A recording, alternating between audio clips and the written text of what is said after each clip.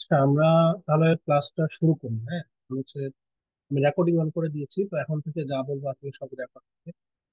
আচ্ছা, first of all হচ্ছে এই ক্লাসটা অলরেডি আমাদের সিট ক্যাপাসিটি যা ছিল, যেহেতু আমাদের প্রত্যেকটা মাস্টার্স কোর্সে 40 জন হচ্ছে ম্যাক্সিমাম সিট লিমিট থাকে। তো এখানে দেখছি অলরেডি প্রায় 53 জনের মতো অলরেডি রেজিস্ট্রেশন করছে। এখন আমি শিওর না যে আরো কতজন অ্যাড হয়েছে। আমি অনেকেই এখানে add মানে হচ্ছে, বা অনেক সময় যেটা হচ্ছে যে 40 জন হয়ে গেলে আর স্টুডেন্ট থেকে এরা করতে পারে না। তখন হয়তো সুপারভাইজার বা অ্যাডভাইজার স্যার যিনি আছেন উনি হয়তো তখন রিকোয়েস্ট করে বা উনি চাইলে চেঞ্জ করে দিতে পারেন। মানে এই সিচুয়েশনে কারা কারা করতে আমি ঠিক বলতে পারতেছি না। হ্যাঁ, তো এনিওয়েজ, তো আমি আজকে পর্যন্ত এই মুহূর্ত পর্যন্ত যারা ছিল রেজিস্ট্রেশনে রেজিস্টার্ড ছিল আমি তাদেরকে অ্যাড করে দিয়েছি। আহ, আর আমি এখন এই ক্লাসটা শুরু হওয়ার জাস্ট কিছুক্ষণ আগে একটা ইমেল করেছি সবাইকে। আপনারা কি সবাই ইমেলটা পাইছেন? আপনাদের ইমেল, একটা ইমেল করা হয়েছে সবাই। আর ইয়ে নিয়ে ওই যে টিমস এর অ্যাকাউন্ট ক্রিয়েটের জন্য।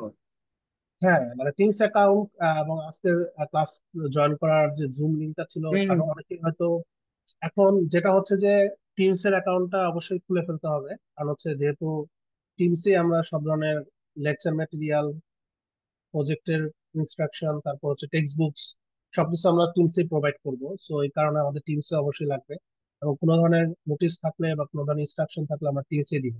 আচ্ছা, এখন আমাকে একজন খুবই রিসেন্টলি আমাকে একজন ইয়ে করলো, আমি জানি না এটার ভ্যালিডিটি বা ক্রেডিবিলিটি কতটা। এখন উনি আমাকে একটা পিকচার দেখাইছে। আচ্ছা, আমি এটা আমি আপনাদের সাথে শেয়ার করতেছি একটু পরে। তো উনি বলতেছে যে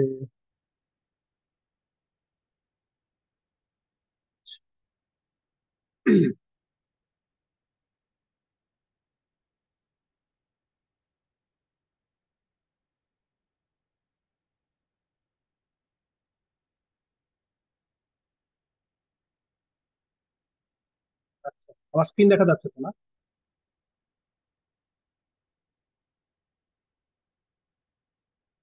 একজন আমাকে এখানে এরকম একটা স্ক্রিনশট পাঠালো। তো উনি বলতেছে যে আসলে আপনাদের অনেকেরই 11টা থেকে ক্লাস আছে এখন। এখানে আসলে কতজন এই পোলে পার্টিসিপেট করছে, আসলে এটা কতটুকু রিপ্রেজেন্ট করে এই ক্লাসের, এটা আমি sure না। এই পোলটাতে কি আপনারা সবাই এটাতে ভোট দিচ্ছেন নাকি? না স্যার, আমরা দিতে পারি না। হ্যাঁ, তাহলে এটা আসলে কতজনকে রিপ্রেজেন্ট করতেছে? আর অ্যাকচুয়ালি ক্লাসটা কখন হলে সবার জন্য ভালো?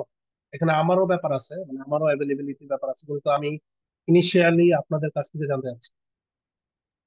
স্যার, এটা রাতে হলেই ভালো হয়, কারণ দিনে অনেকেরই ক্লাস থাকে। যেমন আমারই হচ্ছে 10টা থেকে ক্লাস ছিল আজকে। আমরা যদি সকাল 8টায় ক্লাস নিই তাহলে সমস্যা আছে?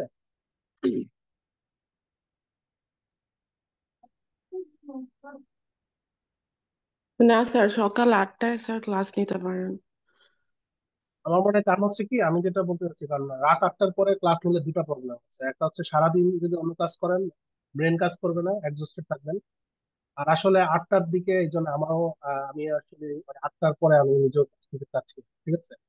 আর অনেকেরই হয়তো লোডশেডিংও থাকতে পারে ক্লাসে, বা এরকম হতে পারে, সমস্যা হতে পারে এদিকে কারেন্টটা থাকবে। তো স্যার 8টার ক্লাসটা কি অনলাইন হবে নাকি অফলাইন? না, আপাতত অনলাইনেই নিব। আর যদি কোনো কারণে offline নেই সেক্ষেত্রে আমাদের সব ক্লাস তো আসলে রেকর্ডিং থাকতেছে, ঠিক আছে? আর এই ক্লাসের এখন যে অবস্থা, এটা তো অফলাইনে নেওয়াও পসিবল হবে কিনা সেটা আমি চিন্তা করতেছি, কারণ এত স্টুডেন্ট হলে তো ক্লাসে বসানোই কঠিন হবে। আচ্ছা, তো এটা হচ্ছে একটা ইস্যু যে আসলে ক্লাসটা কখন করাবো আমি। এখন আমি যদি ক্লাস সকাল 8টায় নিই তাহলে কি আপনাদের কোনো প্রবলেম আছে? আচ্ছা, আমার সাইডে না, আপনাদের এটা তাহলে আমাকে ইনপুটটা উম, দিতে হবে, ঠিক আছে? স্যার 8টা থেকে কয়টা পর্যন্ত হবে? আমাদের 11টা থেকে ক্লাস আছে আর কি, সেটা আমাদের অফলাইন। টিপিক্যালি ক্লাসগুলা তো 1-1.5 ঘন্টা ম্যাক্সিমাম, হয়তো 1 থেকে ম্যাক্সিমাম 2 ঘন্টা। যে মানে 2 ঘন্টা 10টা হয়তো। পর্যন্ত হলে স্যার, 11টা যেহেতু ক্লাস থাকে, 10টা পর্যন্ত হলে আমি তারপর বুয়েটে যেতে পারি আর কি। হ্যাঁ, এটা 8টা থেকে 10টা হলে এরকমই হবে, এর বেশি হবে না। দুই উম, ঘন্টা তা- এক্সিড করার কোনো চান্স বেশিরভাগ। এক্সেপশনাল কেসে হয়তো একটু লাগতে পারে যদি সবাই প্রপারলি জয়েন করে। উম, তাহলে স্যার 8টায় মানে রাখা যায় আর কি। 8টায় নিলেই মনে হয় বেটার হবে। তাহলে 8টায় class। আচ্ছা ঠিক আছে, তারপর আমি এটা সবাই জয়েন করুক। আজকে হয়তো রিলেটিভলি একটু কম আছে, হয়তো আমরা ক্লাসও এখন অ্যাটেন্ড করতেছি। আচ্ছা তাহলে এই তো, তাহলে এখানে, আচ্ছা এখানে কি জুমে কি কোনো পোল ক্রিয়েট করা যায়? আমি জানি না এখানে কোনো পোল এরকম কিছু আছে কিনা, আমি এটা এই সিচুয়েশন সম্পর্কে আমি জানি না। যদি করা যায়, বা এখানে আপনাদের এখন এখানে কয়জন আছে? 22 জন আছে। আসলে এই ক্লাসের এখন যে সমস্যাটা হচ্ছে যে ভলিউম হয়ে গেছে অনেক বেশি। হ্যাঁ, 53 জন অলরেডি স্টার্ট। সো স্যার সবার সাথে হোয়াটসঅ্যাপে তো সবার করা যায়। এটা হোয়াটসঅ্যাপে হোক বা না, আমি অ্যাকচুয়ালি আমি লাইভ চাচ্ছি। হ্যাঁ, লাইভ যেটা চাচ্ছি কেন, মানে আমি অ্যাকচুয়ালি সিচুয়েশনটা জানতে চাচ্ছি, কে মানে আপনারা করে দিবেন এটা না। আমি এখন এই বর্তমানে যারা আছেন তাদের কাছ থেকে, বা এনিওয়ে দেখ, আমার মনে হয় আমরা আপাতত তাহলে সকাল 8টায় নিই, কারণ 8টার দিকে কোনো কোনো ক্লাসই থাকার কথা না। আচ্ছা তারপরেও আমরা একটু দেখি আমাদের ক্লাসের কি অবস্থা, এটা একটু দেখি। তো ওইটার ক্লাস স্কেজিউলটা তো মনে হয় আছে এইবার যে কোর্স গুলা দেয়া হয়েছে।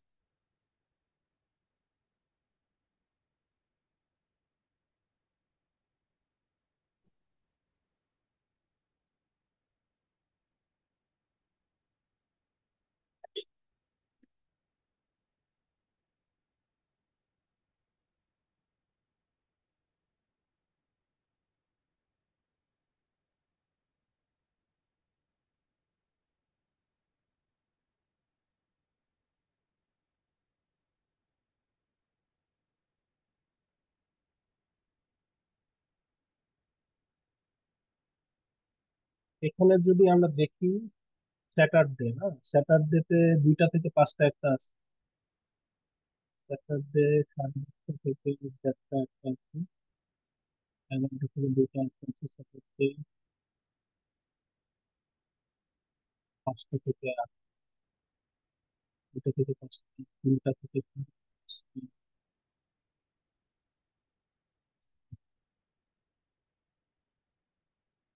আচ্ছা তার মানে এই সময়টা আসলে কারোরই নাই। তো এই টাইমটাতে কারোরই কোনো কনফ্লিক্ট হওয়ার কথা না। কারণ এই এবার যে কোর্স গুলো অফার করা হয়েছে 8টা থেকে আসলে কোনো কোর্স নেই। তো এখানে আসলে এটাই মনে হয় সবচেয়ে ভালো হবে। আর অনেকের 8টার সময় হলে যেটা সমস্যা হবে, যদি কোনো ক্লাস দেয় আপনাদের বাসায় গিয়ে পৌঁছাতে পৌঁছাতে 9টা বেজে যাবে। ঠিক আছে, তো এটা পসিবল হবে না আসলে, দেখলাম। তো আমরা তাহলে আপাতত সকাল 8টায় রাখছি। ঠিক আছে, আপাতত বলতে এটাই সময় হবে। আর এই সময়টা ইউজ করতে হবে। ইভেন এটা যদি আমরা অফলাইনেও নেই, 8টাই নিতে হবে। অফলাইনে যদি নেই তাহলে হয়তো 8:30 হবে। ঠিক আছে, 8টা 8:30 যদি আমাদের নিতে হয়। আচ্ছা আচ্ছা, এখন আমরা একটু কোর্সের আজকে লেকচারের আগে আমি একটু আমার ইয়েগুলো একটু দেখাই। এটা হচ্ছে আমাদের ট্রিপলি 6509 এপ্রিল 2024। এটা হচ্ছে মানে এপ্রিল 2024 সেমিস্টারের এই টিমস গ্রুপটা। এই গ্রুপে আমি সব ধরনের ম্যাটেরিয়াল বা যে কোনো ধরনের ইনস্ট্রাকশন বা এই যে লিঙ্ক গুলা সব পোস্ট করবো, এখানে আপনারা যাবেন, এখানে দেখতে পাবেন সবকিছু। ঠিক আছে, এখানে সবগুলা পোস্টিং এখানে করা আছে, এবং এই যে কিভাবে আমাকে কন্ট্যাক্ট করতে হবে, এবং অনেকে দেখতেছি যে আমাকে হোয়াটসঅ্যাপে বা র্যান্ডমলি বিভিন্ন ভাবে কল দিচ্ছে, কন্ট্যাক্ট করতেছে। এটা আমি তো গতদিন কোর্স আউটলাইন লিখে দিয়েছিলাম, এখানে আমি আলাদাভাবে আবারও লিখে দিচ্ছি। এবং ইমার্জেন্সি সিচুয়েশনটা কখন, যদি আমাকে কল করতেই হয় কখন করবেন, কেন করবেন, এগুলা সব লেখা আছে। ঠিক আছে, ইমেল করাটাই প্রিফারেবল। এবং ইমেল যদি কোনো কারণে না করেন, ইমেলে যদি এমন ইমিডিয়েট হয় যে না আমাকে আর্জেন্টলি রেসপন্ড করতে হবে, সেক্ষেত্রে আপনি আমাকে কল করতে পারেন। এবং এটা তো আসলে এটা একটা কোর্স, এখানে ওরকম আর্জেন্সি কিছু নাই, আনলেস টার্ম ফাইনাল এক্সাম বা প্রেজেন্টেশন যেটাতে হয়তো মার্কিং এর ব্যাপার আছে, ওই সময় ওই ব্যাপারটা আছে। আচ্ছা, আর এখানে আমরা যদি একটু ফাইল সেকশনটাতে যাই, তো এগুলো মাস্টার্স এর কোর্স গুলো তো আসলে এখানে একটা সিঙ্গেল টেক্সট বুক থেকে পড়ানো হয় না, অনেক সময় বিভিন্ন টেক্সট বুক থেকে পড়ানো হয়। তবে এটা সম্ভবত আমরা এই টেক্সট বুকটা থেকে ফলো করা হচ্ছে আপাতত, কিন্তু এটা জাস্ট মানে একটা রেফারেন্স হিসেবে ইউজ করা হচ্ছে। এই সিমিলার কনসেপ্ট গুলো অন্যান্য টেক্সট বুকে পাওয়া যাবে হয়তো। তো আমরা আপাতত এখানে 2টা টেক্সট বুক আপলোড করে দিয়েছি, এখান থেকে আপনারা দেখতে পারেন। আর এটার সাথে সাথে এই যে কোর্স আউটলাইনটাও আছে এখানে। আমি যেটা গতদিনও দেখাইছিলাম যে কোনো কি কি কোর্স কন্টেন্ট, টেন্টেটিভ কন্টেন্ট গুলো যেটা আমরা এখানে পড়াবো। এখানে আমরা হয়তো পরে অ্যাসাইনমেন্ট দিব আরো 2টা, সাথে একটা টার্ম প্রজেক্টও দেয়াই আছে, এবং সাথে একটা কম্প্রিহেন্সিভ ফাইনাল এক্সাম। ঠিক আছে। আচ্ছা, আর প্রজেক্ট আউটলাইনটা আমি অলরেডি এখানে লিখে দিছি। তো আপনাদের প্রজেক্টটা যেটা হবে সেটা হচ্ছে এটা একটা সিমুলেশন প্রজেক্ট, যেটা হচ্ছে design and analysis of a triple junction solar. আচ্ছা, তো এটা যেটা হচ্ছে এটা গদ বাঁধা কোনো প্রজেক্ট না। এখানে আরেকটা জিনিস যেটা ইম্পর্টেন্ট সেটা হচ্ছে যে এখানে সবার ম্যাটেরিয়ালও সেম হওয়া যাবে। প্রত্যেকটা গ্রুপের জন্য একটা ইন্ডিপেন্ডেন্ট এবং ইউনিক কম্বিনেশন অফ ম্যাটেরিয়াল থাকবে এই জাংশন গুলোর জন্য। ঠিক আছে, তার মানে এটা অ্যাভয়েড করার জন্য যে একজন একটা গ্রুপ একটা কাজ করলে সেটা থেকে কপি মেরে আরেকজন এটা করে ফেলে, এটা খুবই কমন একটা টেন্ডেন্সি আপনার। ঠিক আছে, তো এটার জন্য অ্যাভয়েড করা যায়, এই জন্য আমরা এখানে ম্যাটেরিয়াল গুলাকে কমপ্লিটলি ডিফাইন করতে হবে। ঠিক আছে, এবং এটার জন্য আপনাদের লিটারেচার রিভিউ করতে হবে যে আসলে কি কি ম্যাটেরিয়াল সিলেক্ট করা যায় ট্রিপল জাংশনের জন্য। এটা হতে পারে পেরোক্সাইড, সিলিকন, বা অল পেরোক্সাইড হতে পারে। এরকম ম্যাটেরিয়াল গুলা কি কি, অনেক পেরোক্সাইডের মধ্যে অনেক ম্যাটেরিয়াল। সো ইজিলি আমরা, আর যেহেতু এটা কম্বিনেশন, সো আলটিমেটলি বিভিন্ন কম্বিনেশনের জন্য আমরা ইজিলি এটা বের করতে পারি। আর তিনটা লেয়ার হলে ইজিলি অনেক কম কম্বিনেশন পারমুটেশন বের করে ফেলা যায়। এটা হচ্ছে একটা। আর ডিটেল আউটলাইন তো আপনাদের দেখা যাচ্ছে এখানে। আপনাদের প্রজেক্ট ডেলিভারেবল হচ্ছে তিনটা জিনিস। একটা হচ্ছে রিপোর্ট, এটা হচ্ছে একটা পেপার স্টাইলের একটা জার্নাল পাবলিকেশনে যেরকম একটা রিপোর্ট থাকে, comprehensive introduction, background, methodology, result analysis, conclusion, recommendation, এগুলো থাকবে রিপোর্টে। আর প্রেজেন্টেশনটা হচ্ছে এই রিপোর্টেরই ইয়েগুলা প্রেজেন্ট করতে হবে। আর source code and simulation files, যেটা হচ্ছে যে আপনারা যে সিমুলেশনটা করবেন এটা যে সফটওয়্যার দিয়ে করতেছেন সেটা সোর্স কোড আর রেজাল্টের ফাইলগুলো আমাকে দিতে হবে। এটা টিকেট, এখানে আমি কোনো স্পেসিফিক টিকেট বলি নাই, কিন্তু ইউজুয়ালি আমি এজিম করতেছি যেটা সিলভাকো টিকেটেই করবেন সম্ভবত। আর লুমিনিক্যাল আসলে এত অল্প সময়ের ভিতরে এটা কমপ্লেক্সিটি অনেক বেশি। হ্যাঁ, টিকেটে ইজিলি করা যায়। এবং টিকেটের একটা সুবিধা হচ্ছে যে এটার হয়তো ইয়াস এটা হচ্ছে অলরেডি টিকেটের একটা সুবিধা যেটা হচ্ছে যে টিউটোরিয়াল আছে অনেক, ইউটিউবে পাওয়া যেতে পারে, বাইরে পাওয়া যেতে পারে, এবং আমার কাছে যদি থাকে আমি দিতে পারছি। আহ, তো এই হচ্ছে অবস্থা। প্রজেক্ট টাইমের একটা টেন্টেটিভ টাইমলাইন দেওয়া আছে অলরেডি, এটা সেকেন্ড উইক। আমাদের যেহেতু 14ই ক্লাস হয় এর ভিতর তো এক উইক তো হয়তো এখানে এক উইক বলতে আমাদের প্রেজেন্টেশনের জন্য 2 উইক লাগতে পারে, কারণ আমাদের যদি 25টা গ্রুপ হয়, কারণ এখন আমি জানি না যে কয়টা কয় কোর্স করতে। আচ্ছা, এখন কি কোর্স কোর্স রেজিস্ট্রেশনের টাইম তো শেষ নাকি? নাকি এখনো ওপেন আছে কোর্স রেজিস্ট্রেশন? এখন সম্ভবত কি উইথড্র বা রিপ্লেস করার জন্য এখন withdraw। আপনারা কি জানেন এটা? তো মনে হয় আপনাদের জানা কথা। স্যার এখন অ্যাড ড্রপ চলতেছে। অ্যাড্রপ, হ্যাঁ, অ্যাড্রপটা কবে পর্যন্ত? স্যার, তারিখ না 14 তারিখ ভিতর 2 সপ্তাহ সম্ভবত দেয় অ্যাড্রপ করার। জি স্যার, 14 তারিখ। আচ্ছা, তাহলে 14 তারিখের পরে আসলে আমরা ফাইনাল পিকচারটা পাবো, কতগুলো গ্রুপ হবে। টেন্টেটিভলি আমরা ধরে নিচ্ছি যে 26টা বা 27টার মতো গ্রুপ হবে। ঠিক আছে, ডিপেন্ডিং অন চল্লিশ ফাইনালি আমরা তো এটা আমরা এখানে আপাতত আমরা যেহেতু এক দুজন করে। গ্রুপে কি 2 জন করে? হ্যাঁ, এক গ্রুপে আপাতত আমরা টিম, এটা একটা টিম ওয়ার্ক হবে, কারণ এটা আসলে টিম ওয়ার্ক ছাড়া আপনারা করতে পারবেন না অল্প সময়। ঠিক আছে, এটা বেশ ইন্টেন্সিভ একটা প্রজেক্ট। ঠিক আছে, এখন হয়তো দেখে বুঝতে পারতেছেন না, কাজ শুরু করেন তখন বুঝতে পারবেন। ঠিক আছে, তো এটা টিম ওয়ার্ক হবে। এটা ইউজুয়ালি 2জন গ্রুপ, যদি কোনো কারণে বিজোড় সংখ্যক হয়ে যায় সেক্ষেত্রে আমি হয়তো একটা গ্রুপকে 3জন করে দিতে পারি। সেক্ষেত্রে হয়তো কাজের এক্সটেনশনটা একটু বাড়বে, এবং থার্ড পার্সন অ্যাড করার ফলে ওই ওই প্রজেক্টের ভলিউমটা একটু বাড়বে। ঠিক আছে, মানে এটা প্রপোর্শনেটলি বাড়বে, এটা যেভাবে অ্যাড করা হয়। ঠিক আছে। আচ্ছা, এখন লিটারেচার রিভিউর জন্য আমি আপনাদের কিছু পেপার দিয়ে দিব এখানে। প্রজেক্ট প্ল্যানিং এরপরে যে জিনিসগুলো আছে এগুলো আপনাদের নিজে তৈরি করতে হবে। লিটারেচার রিভিউর জন্য আমি হয়তো কিছু রেফারেন্স পেপার দিয়ে দেবো, এবং সেই সাথে আপনাদের হয়তো রিলেভেন্ট আর কিছু পেপার বুঝতে হবে। এখানে আসলে এই জিনিসগুলো আছে। আর টিকেটের কোন ভার্সনের কথা বললেন? শুনতে পারি। টিকেট একটা টিকেট মানে হচ্ছে software. Technological computer aided design. এটা সেন্টোরাস টিকেট সফটওয়্যার, অনেক টিকেট সফটওয়্যার আছে। তবে ইউজুয়ালি যেটা হচ্ছে যে আমরা অ্যাটলাসের আপনার সিলভাকো টিকেট, হ্যাঁ, এই সফটওয়্যারটি ইউজ করা কথা বলছি। সিলভাকো টিকেট, হ্যাঁ, টিকেট অ্যাকচুয়ালি একটা জেনেরিক। স্যার অনলাইনে সিলভাকো টিকেটের যে ভার্সন গুলো পাওয়া যায় সেগুলো লাইসেন্সিং সমস্যা দেখা দেয় হ্যাঁ, স্যার, এই এটা কি তাহলে? লাইসেন্সিং এর জন্য এটা হচ্ছে আপনারা গেট ইনটু মাই পিসি নামে একটা ওয়েবসাইট আছে, এখানে যেতে পারেন। এখানে কিছু ক্র্যাকড ভার্সন পাওয়া যায়। এইভাবে করে আমাদের বাংলাদেশে যারা কাজ করে এরা মোটামুটি বেশিরভাগ সরলভাবে, কারণ আমাদের এখানে তো লাইসেন্স আসলে দেওয়া হয়। আর এটা তো আমরা আসলে একাডেমিক পারপাস ইউজ করতেছি এভাবেই।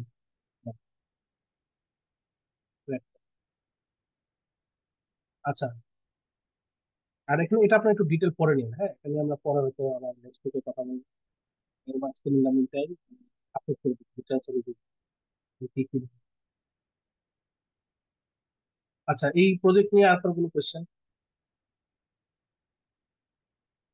স্যার ফার্দার যদি কোয়েশ্চেন আসে যে মানে ইস্যু হয় বা কিছু জিজ্ঞেস করতে, এটাকে স্যার টিমসে কি কোনো থ্রেডের মধ্যে করলে বেটার হয়?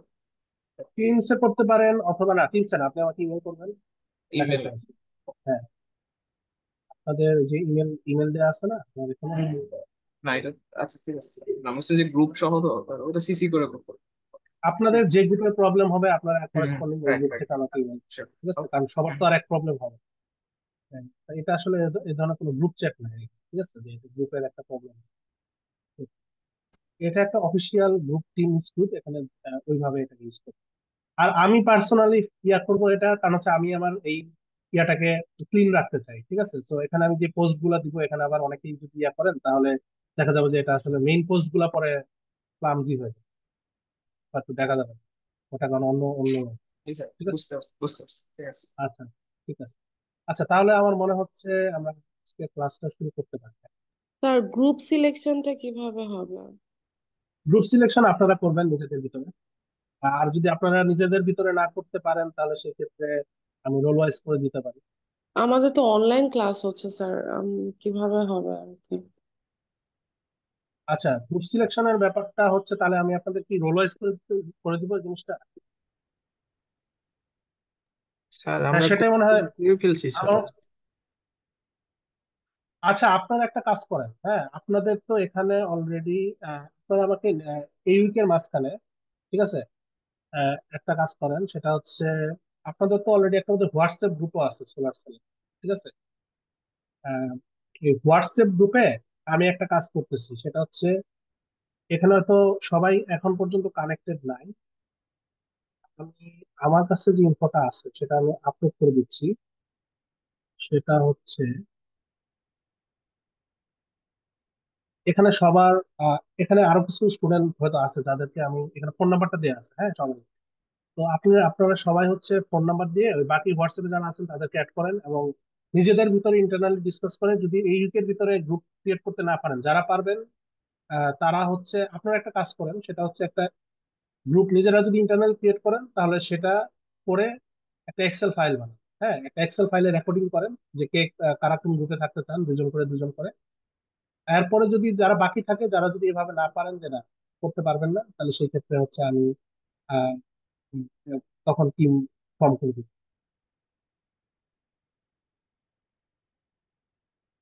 এটা একটা অ্যাপ্রোচ হতে পারে।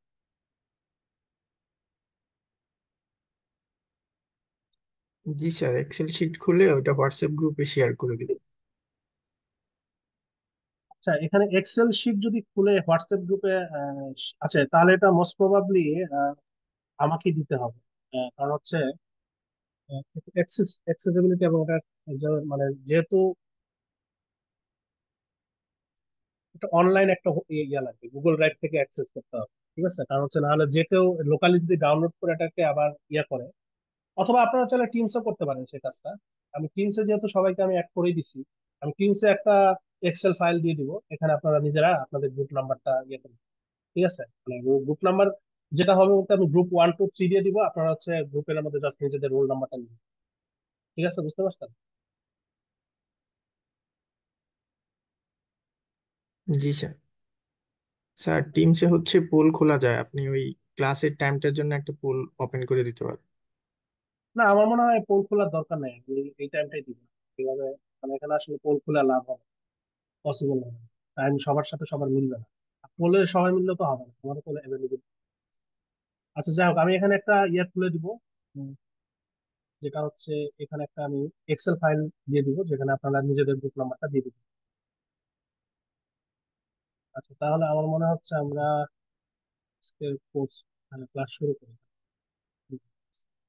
আচ্ছা, আর গত দিনে ক্লাস লেকচার দিয়ে দেওয়া হয়েছে, এখন আজকেরটা আমরা এটা হয়ে গেলে আমরা দিয়ে দিব। আচ্ছা, তাহলে আমরা আজকে থেকে মানে এখন আমরা মেইন ক্লাসটা শুরু করতে যাচ্ছি।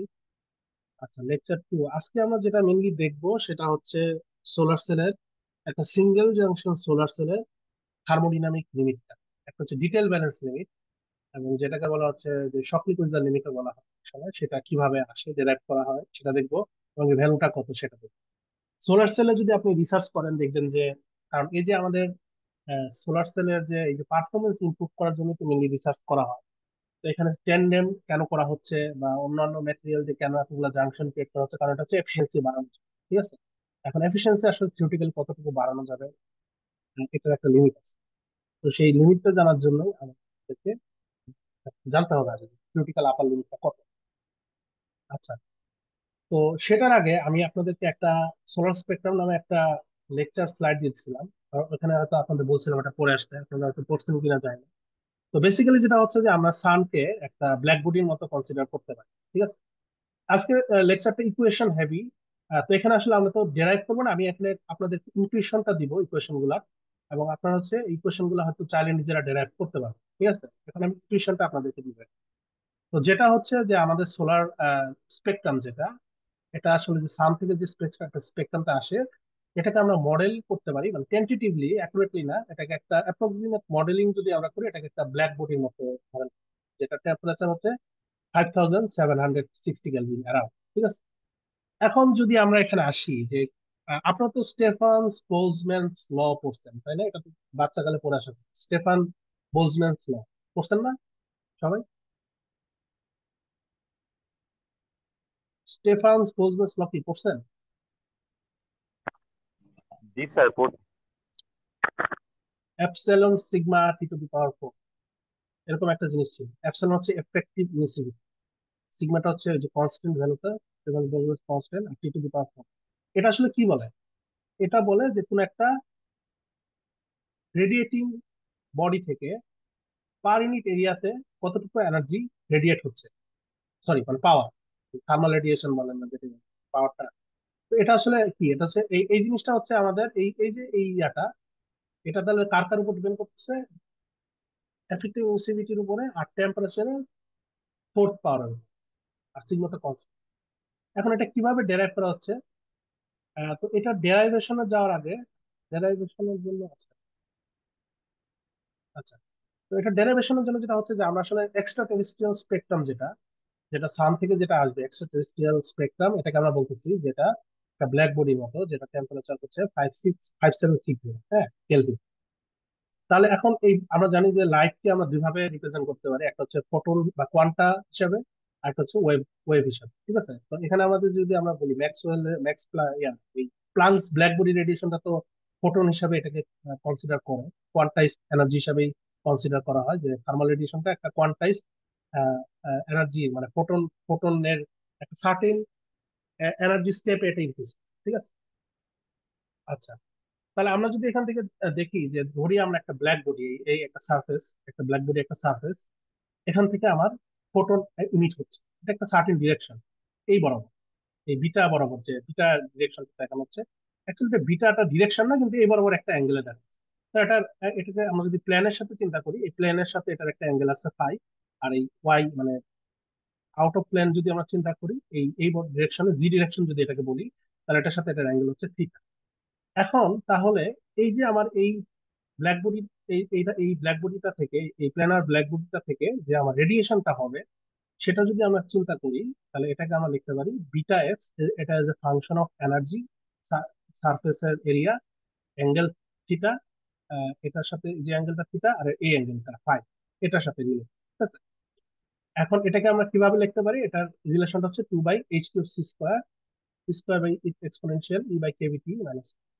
এবং এটার সাথে তাহলে কি হবে, এই যে এই ভলিউমের মধ্যে যদি আমরা চিন্তা করি যে বি ওমেগা হচ্ছে, ওমেগাটা হচ্ছে সলিড অ্যাঙ্গেল, এই সলিড অ্যাঙ্গেলের ভিতরে কতটুকু এনার্জি রেডিয়েট হচ্ছে, ডিএসটা হচ্ছে একটা স্মল একটা এরিয়া, আর ডি এটা হচ্ছে ওই রেঞ্জটা, ই প্লাস ডি এর মাস, ই আর ই প্লাস ডি এর মাস যে এনার্জি রেঞ্জ, সেটা, এটাকে আমরা বলতেছি স্পেকট্রাল ফোটন ফ্লাক্স, ঠিক আছে। এটা হচ্ছে per unit area, per unit solid angle, per unit time, মানে পার ইউনিট টাইম মানে হচ্ছে এটা পাওয়ার, ঠিক আছে। আচ্ছা,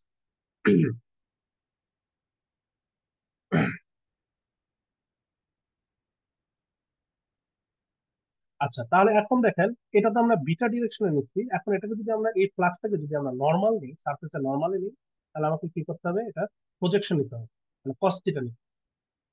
আচ্ছা, তাহলে এটাকে আমরা যদি নর্মাল ডিরেকশনে নিই, তাহলে এটা হচ্ছে আমার cos theta d omega ds de, ঠিক আছে। আচ্ছা, এখন এটাকে আমি যদি ইন্টিগ্রেট করি, ইন্টিগ্রেটটা কোন বরাবর করতে হবে, ইন্টিগ্রেটটা করতে হবে এই যে সলিড অ্যাঙ্গেল, ঠিক আছে। মানে সলিড অ্যাঙ্গেলটা বলতে যেটা বোঝানো হচ্ছে যে আসলে এখান থেকে এনার্জিটা রেডিয়েট হবে কোথায়। আমরা যদি এখানে চিন্তা করি এই জিনিসটাকে, এটা অনেকটা এরকম। আমরা যদি পেইন্টে যাই, এটাকে আমরা বলি হেমিস্ফিয়ার। হেমিস্ফিয়ার জিনিসটা কি, আমরা যদি একটা স্ফিয়ার চিন্তা করি, একটা স্ফিয়ারে কিরকম থাকে, আমরা যদি ওয়ান দিক, সরি মানে টু দিকে চিন্তা করি, ধরেন একটা স্ফিয়ার আছে, স্ফিয়ারের এরকম। আচ্ছা, তাহলে এই হেমিস্ফিয়ার মানে হচ্ছে অর্ধেক স্ফিয়ার। আমার এই ইয়াটা কোথায় আছে, ব্ল্যাক বডিটা এইদিকে আছে। তাহলে আমরা এই ডিরেকশনে দেখতেছি এইদিকে কতটুকু এনার্জি ক্যারি হচ্ছে, ঠিক আছে। তাহলে আমরা যদি এটাকে সলিড অ্যাঙ্গেলের বরাবর ইন্টিগ্রেশন করি, এটা আমরা কি করবো, এই হাফ, এই হেমিস্ফিয়ার বরাবর ইন্টিগ্রেশনটা করবো, ঠিক আছে। এই হেমিস্ফিয়ারে যদি আমরা ইন্টিগ্রেশনটা করি, তাহলে এখানে কিছু রিলিভেন্ট অ্যাঙ্গেলের ইন্টিগ্রেশন আছে। সেই ইন্টিগ্রেশনটা যদি করি, এই যে এখানে এটা বলা আছে যে রিলিভেন্ট অ্যাঙ্গুলার রেঞ্জ, যেটা হচ্ছে যে সলিড অ্যাঙ্গেলের জন্য আসতেছে, এটা দুইটা, একটা হচ্ছে থিটাটা। আচ্ছা, এখানে থিটাটা কতটুকু হবে, 0 থেকে পাই, এটা তো বোঝাই যাচ্ছে। কারণ থিটাটা এখান থেকে 0 থেকে এই পর্যন্ত আসতে পারে। থিটাটা তো আমার এখানে থাকলে 0,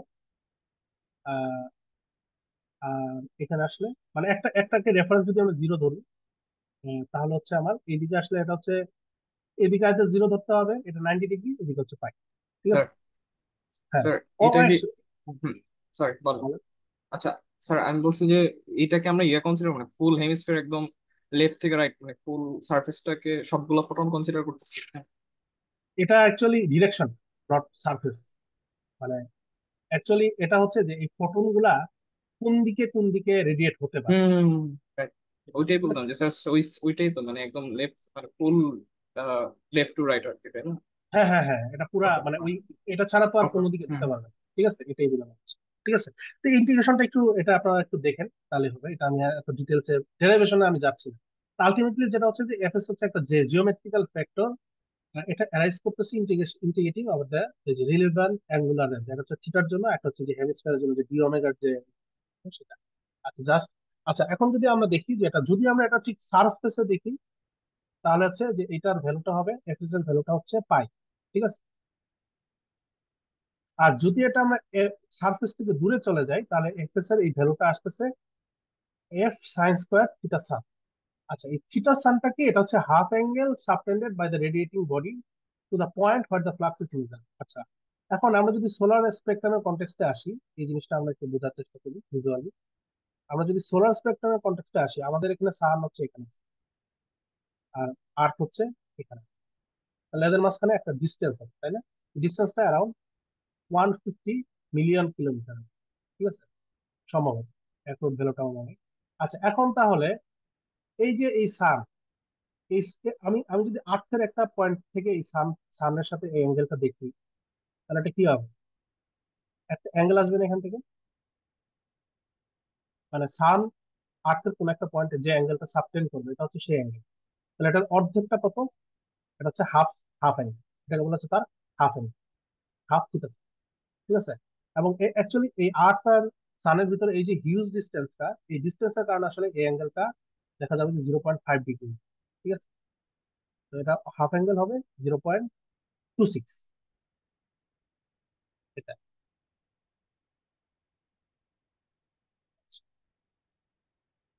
তাহলে এটা হচ্ছে থিটা সান, যেটা হচ্ছে half angle subtended by the radiating body to the point where the flux is insert. তার মানে যেটা হচ্ছে আর্থের সারফেসে যদি আমরা দেখি, তাহলে এটা হচ্ছে sun seen from the earth is 0. এই অ্যাঙ্গেলটা হচ্ছে 0.26 ডিগ্রি, ঠিক আছে। এখন এটাকে যদি আমরা এখানে করি, এই সাইন্স ফর থিটা সানকে যদি আমরা করি, তাহলে এটা আসলে দেখা যাচ্ছে যে আসলে যেটা মানে প্র্যাকটিক্যালি এটা ফিজিক্যাল ইন্টারপ্রিটেশনটা যেটা, যে আসলে সোলার রেডিয়েশন যেটা সান রেডিয়েট করতেছে, বারবার এখান থেকে আনা,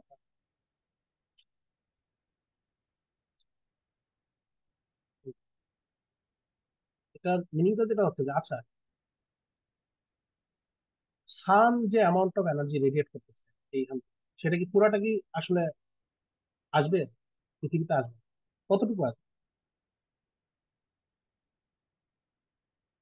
এবং এটা কিন্তু আস্তে আস্তে যে কোনো একটা সানের যে কোনো একটা পয়েন্ট থেকে আমি যদি দেখি, এটা কিন্তু আসলে কি করবে এভাবে,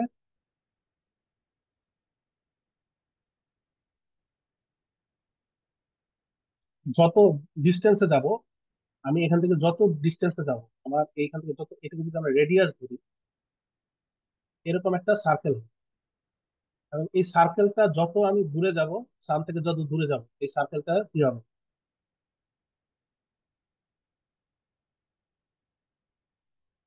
রেডিয়াস বা ডায়ামিটার যেটা বলি, পরিধি বাড়তে থাকে। তার মানে আমার কথা হচ্ছে যে সান থেকে সে যত দূরে যাবে একটা গ্রহ বা প্ল্যানেট, তত কি হবে, তার রেডিয়েশন যেটা সে সান থেকে পাওয়ার কথা, তার ইন্টেন্সিটি কমতে থাকে। ঠিক আছে? তাহলে এই যে এখানে এই যে এই কতটুকু কমবে, এটাই আসলে এখান থেকে এই ক্যালকুলেশনটা থেকে আসছে, যে এখান থেকে কতটুকু কমতেছে। ঠিক আছে?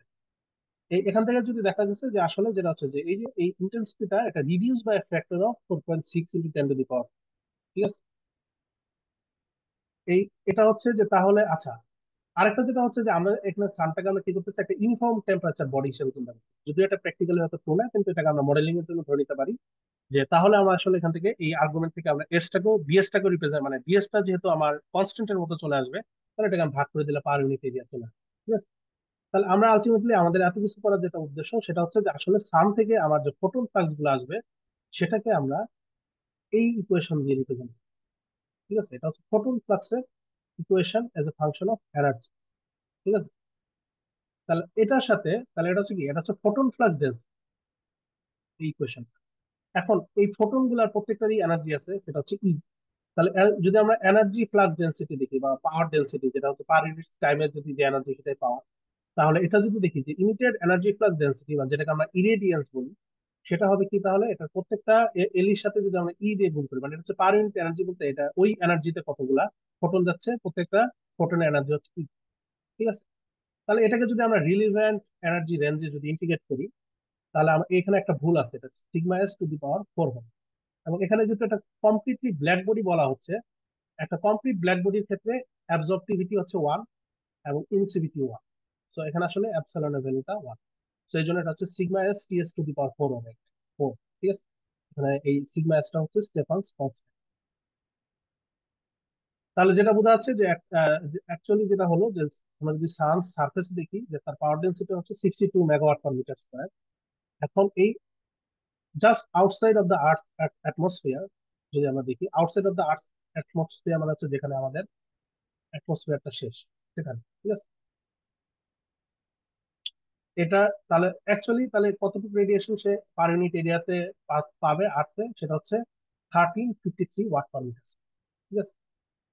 এখন এই যে এটাকে এক্সট্রা টেরেস্ট্রিয়াল সোলার স্পেকট্রাম বলা হচ্ছে। এক্সট্রা টেরেস্ট্রিয়াল মানে কি, এটা হচ্ছে টেরেস্ট্রিয়ালের বাইরে। ঠিক আছে? মানে হচ্ছে অ্যাটমসফিয়ারের বাইরে। এবং এটাকে অ্যারাউন্ড 5760 কেলভিনের যে ব্ল্যাক বডি স্পেকট্রামটা, সেটাকে রিপ্রেজেন্ট করা যায়, কিন্তু এটাকে একটা ফ্যাক্টর দিয়ে আবার মার্কেট রিডিউস করতে হবে, কারণ ওই যে আর্থ আর সানের যে ডিস্টেন্সের কারণে যে রিডাকশনটা হচ্ছে সেটা। তো এখান থেকে একটা জিনিস তো বোঝা যাবে, যে যেটা হচ্ছে যে আমার যত টেম্পারেচার বাড়বে তত কি হবে, টেম্পারেচার যত বাড়বে, তাহলে এই যে higher the average energy limited radiation, এটা তো বোঝা যাচ্ছে যে টেম্পারেচার বাড়লে অ্যাভারেজ এনার্জি বাড়বে। এবং আরেকটা হচ্ছে যে সিমিলার টু সান, আর্থেরও একটা টেম্পারেচার আছে, এটা অ্যারাউন্ড 300 কেলভিন। ঠিক আছে? সো আর্থ আবার একটা রেডিয়েশন মানে রেডিয়েট করবে, তার একটা ফোটন প্লাস রেডিয়েট করবে, কিন্তু এটা আসলে দেখা যাবে না, হচ্ছে এটা ফার ইনফ্রারেড, টেম্পারেচার অনেক কম। ঠিক আছে? এবং এই রেঞ্জে আসলে টিএস এর যে রেঞ্জটা আছে, এই যে টিএস টা যে ভ্যালুটা বললাম 5760, এখানে আপনারা তো ভিন্স ডিসপ্লেসমেন্ট ল পড়ছেন, আপনারা এটাও জানেন যে একটা ব্ল্যাক বডি যখন রেডিয়েট করে, তখন তার যে মোস্ট সিগনিফিকেন্ট ওয়েভ লেন্থে রেডিয়েট করবে, সেটা কিন্তু টেম্পারেচারের সাথে সাথে চেঞ্জ। ওটা যত টেম্পারেচার বাড়তে থাকে, এটা সম্ভবত লোয়ার ওয়েভ লেন্থের দিকে যাবে, ব্লু ব্লু ব্লু শিফট হয় এটা। ঠিক আছে? তো যত একটা স্টারের যত টেম্পারেচার বেশি হবে, তার কালারটা আস্তে আস্তে ব্লুইশ হবে। এবং এটা আস্তে আস্তে যত এটা যদি কোল্ড হয়, তাহলে এটা রেডিশ হবে। ঠিক আছে? মানে শিফটেড হবে। তো তাহলে অ্যাকচুয়ালি যেটা হচ্ছে যে সোলার স্পেকট্রাম যেটা আসতেছে, এটা মোস্টলি এটা ভিজিবল। ঠিক আছে? আচ্ছা, এগুলো হচ্ছে আসলে, এবং এখান থেকে আসলে এখানে যদি আমরা দেখি, এখানে আমরা তিনটা স্পেকট্রাম কম্পেয়ার করতেছি। একটা হচ্ছে AM0। AM0টা যেটা হচ্ছে, এটা হচ্ছে এই এক্সট্রা টেরেস্ট্রিয়াল এর মতো, এক্সট্রা টেরেস্ট্রিয়াল। আর AM1.5, এএমটা কি, এটা হচ্ছে এয়ার মাস। এটা আমরা কিছুক্ষণ পরে দেখি যে এয়ার মাসটা কি। তো এটা যেটা হচ্ছে যে, আর এটা হচ্ছে এই যে ব্ল্যাক বডি, এই যে মাঝখানে যে ইয়াটা, এটা কালারটা সাদা কালো, কিন্তু এই যে মাঝখানে যে স্মুথ কার্ভটা দেখা যাচ্ছে, এটা হচ্ছে আমাদের 5960 কেলভিন। আচ্ছা, এটা সম্ভবত 59 বা 57, যাই হোক না, এটা একটা ব্ল্যাক বডি স্পেকট্রাম যেটা হচ্ছে সোলার রেডিয়েশনকে মডেল মানে কাছাকাছি ম্যাচ করে, ঠিক আছে, নট এক্স্যাক্টলি বাট কাছাকাছি। এখন যেটা হচ্ছে যে এই যে সোলার স্পেকট্রাম যেটা আসতেছে এক্সট্রা টেরেস্ট্রিয়াল, এটা কিন্তু আবার হচ্ছে বিভিন্ন অ্যাটমসফিয়ারের ভিতর দিয়ে পাস করার সময় এটা বিভিন্ন ওয়েভ লেন্থে এটা অ্যাবজর্ব, ঠিক আছে। যেমন এখানে কিছু বলা আছে যে light off wave length less than 300 nanometer is filtered out by atomic and molecular oxygen, ozone, nitrogen, water and carbon dioxide absorbs mainly in the infrared, ঠিক আছে, এরকম এরকম অনেকগুলো আছে, ঠিক আছে। স্যার, আচ্ছা এখন, হ্যাঁ বলো। তো ব্ল্যাক বডি তো বলতে বুঝতেছি এখানে সানের কথা বলছে, তাই না? আর আর AM 1.5 যেটা হচ্ছে যে আমাদের অ্যাটমসফিয়ারে ঢোকার পরে। সো এই দুইটা ঠিক আছে, কিন্তু AM 0টা কোন, কাকে রেফার করা হচ্ছে? না না না, M0টাই সান। ব্ল্যাক বডি বলতে যেটা বোঝানো হচ্ছে যে সানের যে স্পেকট্রামটা, এক্সট্রা টেরেস্ট্রিয়াল স্পেকট্রামটা, হুম। সেটাকে একটা ব্ল্যাক বডি হিসাবে মডেল যদি করা হয়, সেটা হচ্ছে 57 বা 5960 কেলভিন, এটা যেটা দেখানো হচ্ছে, সেটার সাথে মডেল করা যায় অ্যাপ্রক্সিমেট, ঠিক আছে, ও, ওকে। সেটা আচ্ছা, বোঝানো বুঝতে পারছি, হচ্ছে, ওটা ঠিক আরেকটা আছে। মডেল আর কি কনসিডার করা এটা হচ্ছে। হচ্ছে ও আচ্ছা, টেন্টেটিভ, আমি তো রাইট। বললাম যে এক্স্যাক্টলি এটা মিলবে না, ঠিক আছে। ওকে। হুম। আচ্ছা, তো এখন একটা জিনিস বোঝা যাচ্ছে যে এয়ার মাসটা কি জিনিস সেটা আমরা আসতেছি, কিন্তু এখানে বোঝা যাচ্ছে যেটা, যে এটা যখন অ্যাটমসফিয়ারের ভেতর দিয়ে এই স্পেকট্রামটা, এবং ইভেন আপনি যদি এখানে একটা জিনিসও দেখেন যে অ্যাটমসফিয়ারের বাইরেও কিন্তু কিছু গ্লিচেস আছে, ঠিক আছে। আচ্ছা, যাই হোক, তো এখন অ্যাটমসফিয়ারের ভিতরে আসার পরে যেটা হবে, যেটার ভিতর দিয়ে প্রপাগেট করার সময় এটা বিভিন্ন ওয়েভ লেন্থে এই আমাদের যে পার্টিকেল গুলা থাকে, আমাদের এয়ার মলিকুলস এর ভিতরে যে কেমিক্যাল গুলা থাকে বা পার্টিকেলস থাকে, এরা বিভিন্ন ওয়েভ লেন্থে এটাকে কি করবে, অ্যাবজর্ব করবে। তো এখানে আসলে ডিপ হবে বিভিন্ন। আচ্ছা, তাহলে এই যে এখানে এক্সট্রা টেরেস্ট্রিয়াল যেটা হচ্ছে যে বাইরে, তাহলে আপনার এক্সট্রা টেরেস্ট্রিয়ালের ক্ষেত্রে যে স্পেকট্রাম পাবেন সেটা একরকম, আরেকটা হচ্ছে টেরেস্ট্রিয়াল বা যেটা সারফেসে যেটা আসতেছে, মানে আমরা যেটা পাই সারফেসে, যেটা সোলার সেল গুলা আমাদের টেরেস্ট্রিয়াল সোলার সেল যে কাজে ইউজ করে, যেগুলা যে স্পেকট্রামে অপারেট করে, সেটা হচ্ছে আমার এয়ার মাস 0 থেকে বেশি, ঠিক আছে। আচ্ছা, আর এটা হচ্ছে এই 5760। এটা মোস্ট প্রবলি এটা আসলে পুরান একটা বই, এটা হয়তো এখানে ভুল আছে, এই লেখাটা either এটা ভুল অথবা এটা ভুল, যে কোনো একটা দিয়ে একটা প্রপার দেখতে হবে। আচ্ছা, এখন আমরা আসি এয়ার মাস কি জিনিস। এয়ার মাসটা হচ্ছে যে আসলে এই যে আমরা যদি এখান থেকে দেখি যে সোলার, আমরা জানি যে সানের পজিশন কিন্তু আসলে সময়ের সাথে সাথে চেঞ্জ হচ্ছে, যে across across the different time of the day আমাদের সানের স্পেকট্রামটা, সরি, পজিশনটা চেঞ্জ হয়। তাহলে যদি আমাদের সূর্যটা যদি একেবারে ঠিক মাথার উপর আসে, তাহলে কি হবে, এটা শর্টেস্ট, তাই না? এই পজিশনটা আসলে কি হবে, শর্ট ডিস্টেন্সটা, এই ডিস্টেন্সটা হচ্ছে শর্টেস্ট ডিস্টেন্স। আচ্ছা, আর এটা যদি এখান থেকে অন্য একটা অ্যাঙ্গেলে থাকে, তখন কি হবে, এই ডিস্টেন্সটা এটা হচ্ছে বেশি লাগে।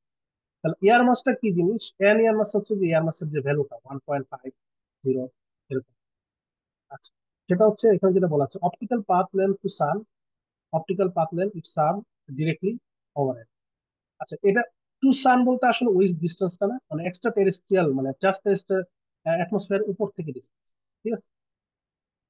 সোজা কথা হচ্ছে অ্যাটমসফিয়ারের ভিতর দিয়ে তাকে কতটুকু রাস্তা প্রপাগেট করতে হচ্ছে এটা বেশি, যদি সে ডিরেক্টলি উপরে থাকতো সেটা, আর যদি সে উপরে না থাকতো তখন যে যাবে, ঠিক আছে, এটা।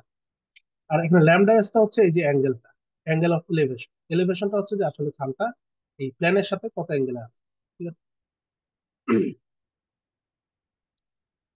তাহলে air mass n air mass, the air mass n air mass হচ্ছে যে এই এয়ার মাসের যে ভ্যালুটা 0, 1.5 স্পেকট্রাম। আচ্ছা, তাহলে এটা হচ্ছে যে the air mass spectrum is an extraterrestrial solar spectrum attenuated by an air mass thickness of the earth atmosphere of standard thickness and composition. তার মানে হচ্ছে যে এটা, এই যে এই air mass M M air mass যে স্পেকট্রামটা, সেটা হচ্ছে আসলে একটা attenuated spectrum with respect to what, M 0, M 0 respect, ঠিক আছে। ওটার রেসপেক্টে যে স্পেকট্রামটা অ্যাটেনুয়েটেড সেটা হচ্ছে এম এয়ার মাস, যেটা হচ্ছে এখানে আমরা দেখালাম একটা M 1.5। এখন এটা M 1.5 কেন বলা হচ্ছে, অন্যান্য ভ্যালু থাকতে পারে, কিন্তু এটাকে আমরা স্ট্যান্ডার্ড একটা ধরি, ঠিক আছে। আচ্ছা, এই পর্যন্ত কি বোঝা গেছে না, কোনো কোয়েশ্চেন আছে? এগুলো খুবই সিম্পল জিনিসপত্র, এগুলো না বুঝতে পারার কোনো কারণ। কোনো কোয়েশ্চেন আছে আপনাদের?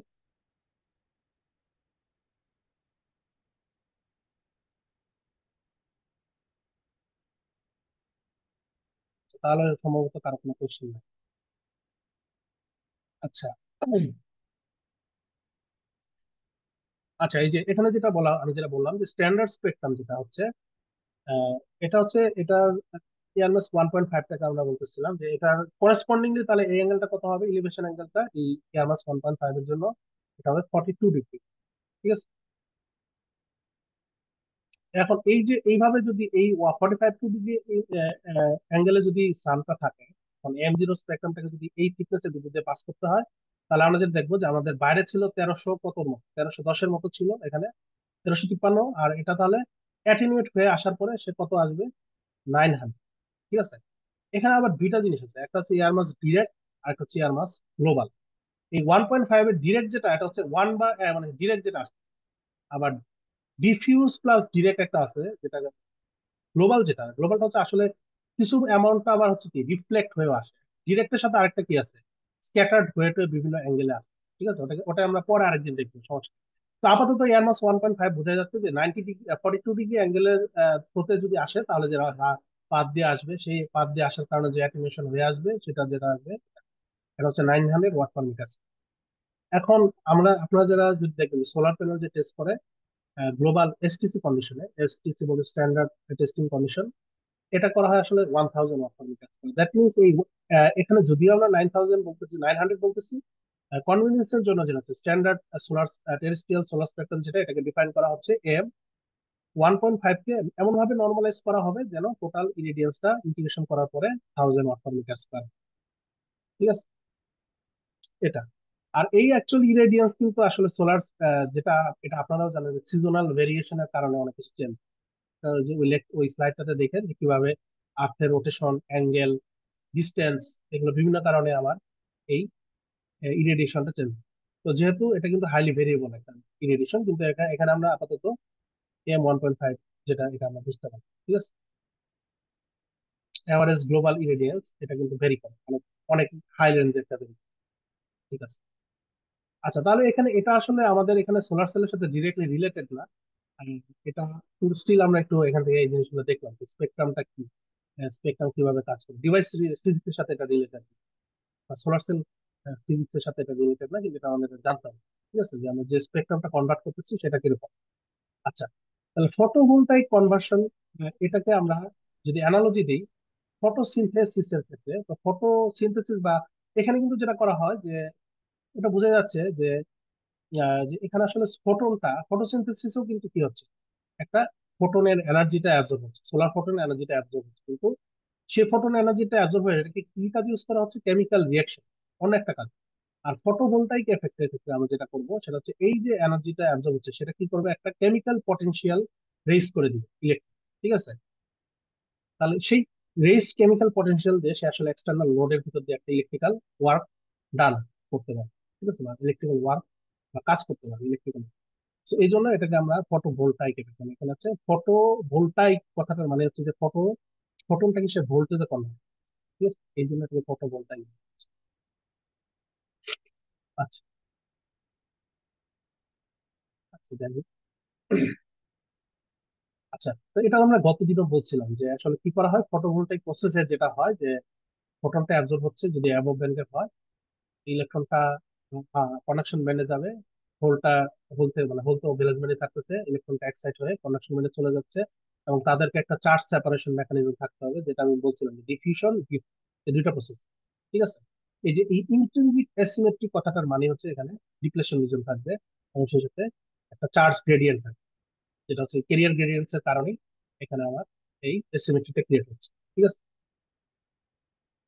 আচ্ছা, তার মানে যেটা হচ্ছে যে এই যে ইলেকট্রনটা অ্যাবজর্ব করলো এনার্জিটা, সে এখান থেকে এনার্জিটা করে সে আসলে কি করলো, একটা ওই যে কেমিক্যাল পটেনশিয়ালটা তার বাড়লো, রেইজ করলো, এক্সাইটেড স্টেটে সে গেল। যেটা হচ্ছে যে ভোল্টটা তো গ্রাউন্ড স্টেটে থাকবে উইথ লো মিউ, একটা হচ্ছে হাই মিউ আর একটা হচ্ছে লো মিউ। ঠিক আছে, একটা হচ্ছে ইলেকট্রন, যেটাকে আমরা বলি ইলেকট্রন কোয়াজি ফার্মি লেভেল, আর হচ্ছে হোল কোয়াজি ফার্মি। ঠিক আছে। আচ্ছা, আর এই যে এই দুইটা কোয়াজি ফার্মি লেভেলের যে ডিফারেন্সটা, এটাই আসলে আমার এখানে আউটপুটে ভোল্টেজ হিসাবে আসবে, মানে ওইটুকু অ্যামাউন্টের কাজ সে করতে হবে। আচ্ছা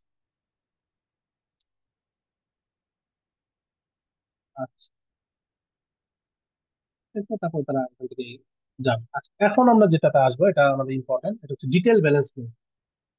এই কথাটা হয়তো শুনছেন কিনা আগে জানি না, কিন্তু ডিটেল ব্যালেন্স লিমিটটা আমাদের জানতে হবে।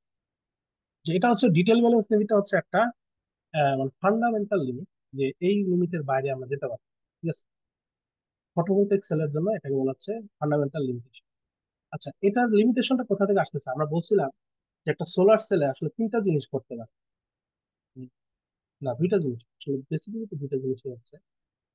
যেটা হলো, আমরা যদি দেখি এখানে, যে বলতেছিলাম যে এখানে আমাদের একটা ব্যান্ড গ্যাপ আছে, এখানে একটা ফোটন আসলো, ইলেকট্রনটা উপরে চলে গেল, আর হল। তাহলে এখানে জেনারেশন হচ্ছে একটা, আবার ইলেকট্রনটা আবার এখানে কি আছে, রিকম্বাইন। এখন এই রিকম্বাইনের দুইটা প্রসেস আছে, একটা বলা হচ্ছে রেডিয়েটিভ রিকম্বিনেশন, যেটা লেখা থাকে, আর একটা হচ্ছে নন রেডিয়েটিভ রিকম্বিনেশন। রেডিয়েটিভ প্রসেসটা কি, যে ইলেকট্রন যখন রিল্যাক্স হবে, আবার যখন সে গ্রাউন্ড স্টেটে ফেরত যাবে, তখন সে যে তার এক্সট্রা এনার্জিটা ছিল, সে এটা রিল্যাক্স করবে কিভাবে? ভায়া রেডিয়েশন, থার্মাল রেডিয়েশন বা ফোটন প্রসেসে, ফোটন ফোটন ইমিশনের মাধ্যমে, যেটা এলইডিতে হয়। ঠিক আছে। আর নন রেডিয়েটিভ যেটা হবে, এখানেও ইলেকট্রন তার এনার্জিটা লস করবে, কিন্তু সে ফোটনের থ্রোতে পারবে না। সে ইলেকট্রনের এনার্জিটা সে কি করবে, সে অন্য আরেকটা ইলেকট্রনকে দিবে, বা এটা সামহাও এই এনার্জিটা সে হিট জেনারেট করবে। ঠিক আছে, ওই ইয়াটার ম্যাটেরিয়ালের ভিতরে। নন রেডিয়েটিভ প্রসেস আছে, যেমন হচ্ছে ও যে সক্রিয় হল, কিন্তু এই প্রসেস গুলো ফান্ডামেন্টাল, যেখানে হচ্ছে রেডিয়েটিভ প্রসেসটা ফান্ডামেন্টাল। এখন এটা কেন ফান্ডামেন্টাল, এটা আমরা এখন আসছি। তার মানে এটা হচ্ছে যে আমরা যেটা বলতেছি, যে নন রেডিয়েটিভ প্রসেসটাকে আমরা চাইলে কি করতে পারবো, এটাকে আমরা রিডিউস করতে পারবো, বা ধরে নিতে পারি যে এটা আমার যদি আইডিয়াল সোলার সেল হয়, এটাকে আমি জিরো করতে পারবো। কিন্তু এই যে রেডিয়েটিভ যে প্রসেসটা, এটাকে আমি জিরো করতে পারবো না। এটাকে জিরো করতে গেলে আমাকে একটা ওয়ে আছে, সেটা হচ্ছে জিরো কেলভিনে নিয়ে যেতে সেলকে, সেটা তার পসিবল, তাই না? যাই হোক। আচ্ছা, এখন তাহলে আমরা যদি দেখি যে কেন আসতেছে, তাহলে এখানে বোঝাই যাচ্ছে যে যে কোনো, আমরা বলতেছিলাম প্রথমে বলতেছিলাম যে যে কোনো ম্যাটেরিয়াল যখন সে একটা ফাইনাইট টেম্পারেচারে থাকবে, সে থার্মাল রেডিয়েশন বা ফোটন রেডিয়েট। ঠিক আছে, তার মানে আমার আমার শরীর থেকে যখন থার্মাল রেডিয়েশন হচ্ছে, আবার আমি যেখানে বসে আছি, মানে ইকুইলিব্রিয়াম, মানে যেটা হবে যে আপনার থার্মাল রেডিয়েশন হবে, আপনার সাথে যে টেম্পারেচার ইকুইলিব্রিয়াম আছে সেখান থেকে equal amount of thermal radiation হচ্ছে, আবার আপনার শরীর থেকেও same amount of thermal radiation, net absorption হচ্ছে জিরো। কিন্তু দুই দিকেই কিন্তু থার্মাল রেডিয়েশন হবে। ঠিক আছে। আচ্ছা, তাহলে যেটা মেইন যে এখানে ক্রাইটেরিয়াটা, সেটা হচ্ছে যে সোলার রেডিয়েশন, যেমন সান থেকে যেরকম একটা সোলার সেল সোলার এনার্জি বা সোলার রেডিয়েশনটা অ্যাবজর্ব করবে, একই সাথে আবার সে নিজেও কি করবে, তার ফাইনাইট টেম্পারেচারের জন্য সে থার্মালি ফোটন রেডিয়েট সারাউন্ডিং। ঠিক আছে। তাহলে এখানে যেটা হচ্ছে যে both the cell and the surrounding environment, তারা লং ওয়েভ লেন্থে রেডিয়েট করবে, কারণ তাদের টেম্পারেচার রিলেটিভলি অনেক কম। তো তারা আসলে ফার ইনফ্রারেড বা ইনফ্রারেড রিজনে, যেটা ভিজিবল না, সেই রিজনে তারা ইমিট করবে। ঠিক আছে। আর স্টেডি স্টেটে the rate of emission of photon by the cell must be matched by the rate of photon absorption. ঠিক আছে।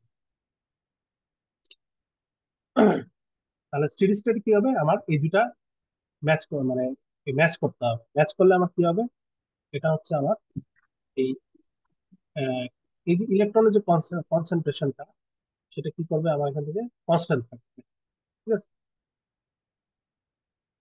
আচ্ছা, এখন ইকুইলিব্রিয়াম কন্ডিশনটা, ইকুইলিব্রিয়াম হচ্ছে যখন আমার সেলের উপরে কোনো ধরনের সোলার সানলাইট আমি ফেলতেছি, তার মানে সেলটা ডার্ক কন্ডিশন। তাহলে ডার্ক কন্ডিশনে সে থার্মাল ইকুইলিব্রিয়াম আছে তার সাথে সারাউন্ডিং এর সাথে বা অ্যাম্বিয়েন্টের সাথে। আচ্ছা, তাহলে আমরা প্রথম যে এখানে এই যে সোলার, এই যে প্লাঙ্কস ব্ল্যাক বডি রেডিয়েশন ফর্মুলাটা ডেরাইভ করছিলাম, একবারে বেসিক যে ফর্মুলাটা বা যেটা থেকে আমরা শুরু করছিলাম এখানে, এটা কিন্তু কোনো স্পেসিফিক ম্যাটেরিয়ালের জন্য বলি নাই, এটা বলছিলাম যে এটা যে কোনো একটা ব্ল্যাক বডির জন্য, বা যে কোনো একটা ম্যাটেরিয়ালই এই ইকুয়েশন দিয়ে ফলো করে থার্মাল রেডিয়েশন করতে পারে। ঠিক আছে। তাহলে এখন আমরা এখান থেকে যদি দেখি, আমরা যদি এখন যদি সানের জন্য দেখি, সোলার সেলের জন্য দেখি, তাহলে এটা করেসপন্ডিং এরকম একটা ব্ল্যাক বডি রেডিয়েশন ফর্মুলা আমরা পাবো। ঠিক আছে, তাহলে অ্যাকচুয়ালি এটাকেও আমরা ওই যে আগের মতোই বলতে পারি যে জিওমেট্রিক্যাল ফ্যাক্টরটা এখন হবে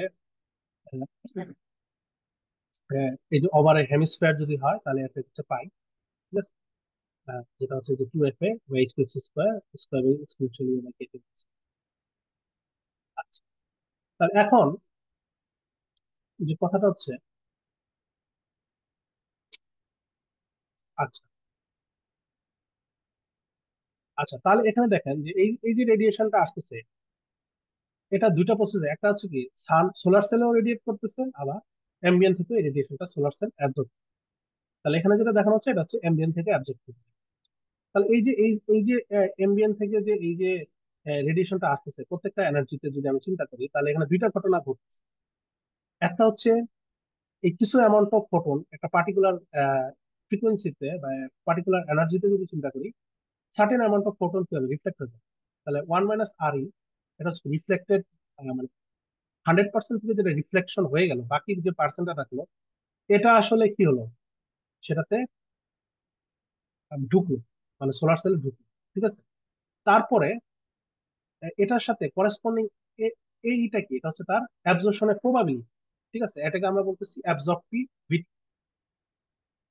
ঠিক আছে, অ্যাবজর্পটিভিটি এটা হচ্ছে না অ্যাবজর্ব, এটা অ্যাকচুয়ালি প্রবাবিলিটি অফ, এটাকে আমরা প্রবাবিলিটি অফ অ্যাবজর্পশন বলতে পারি সার্টেন ফোটন এনার্জি।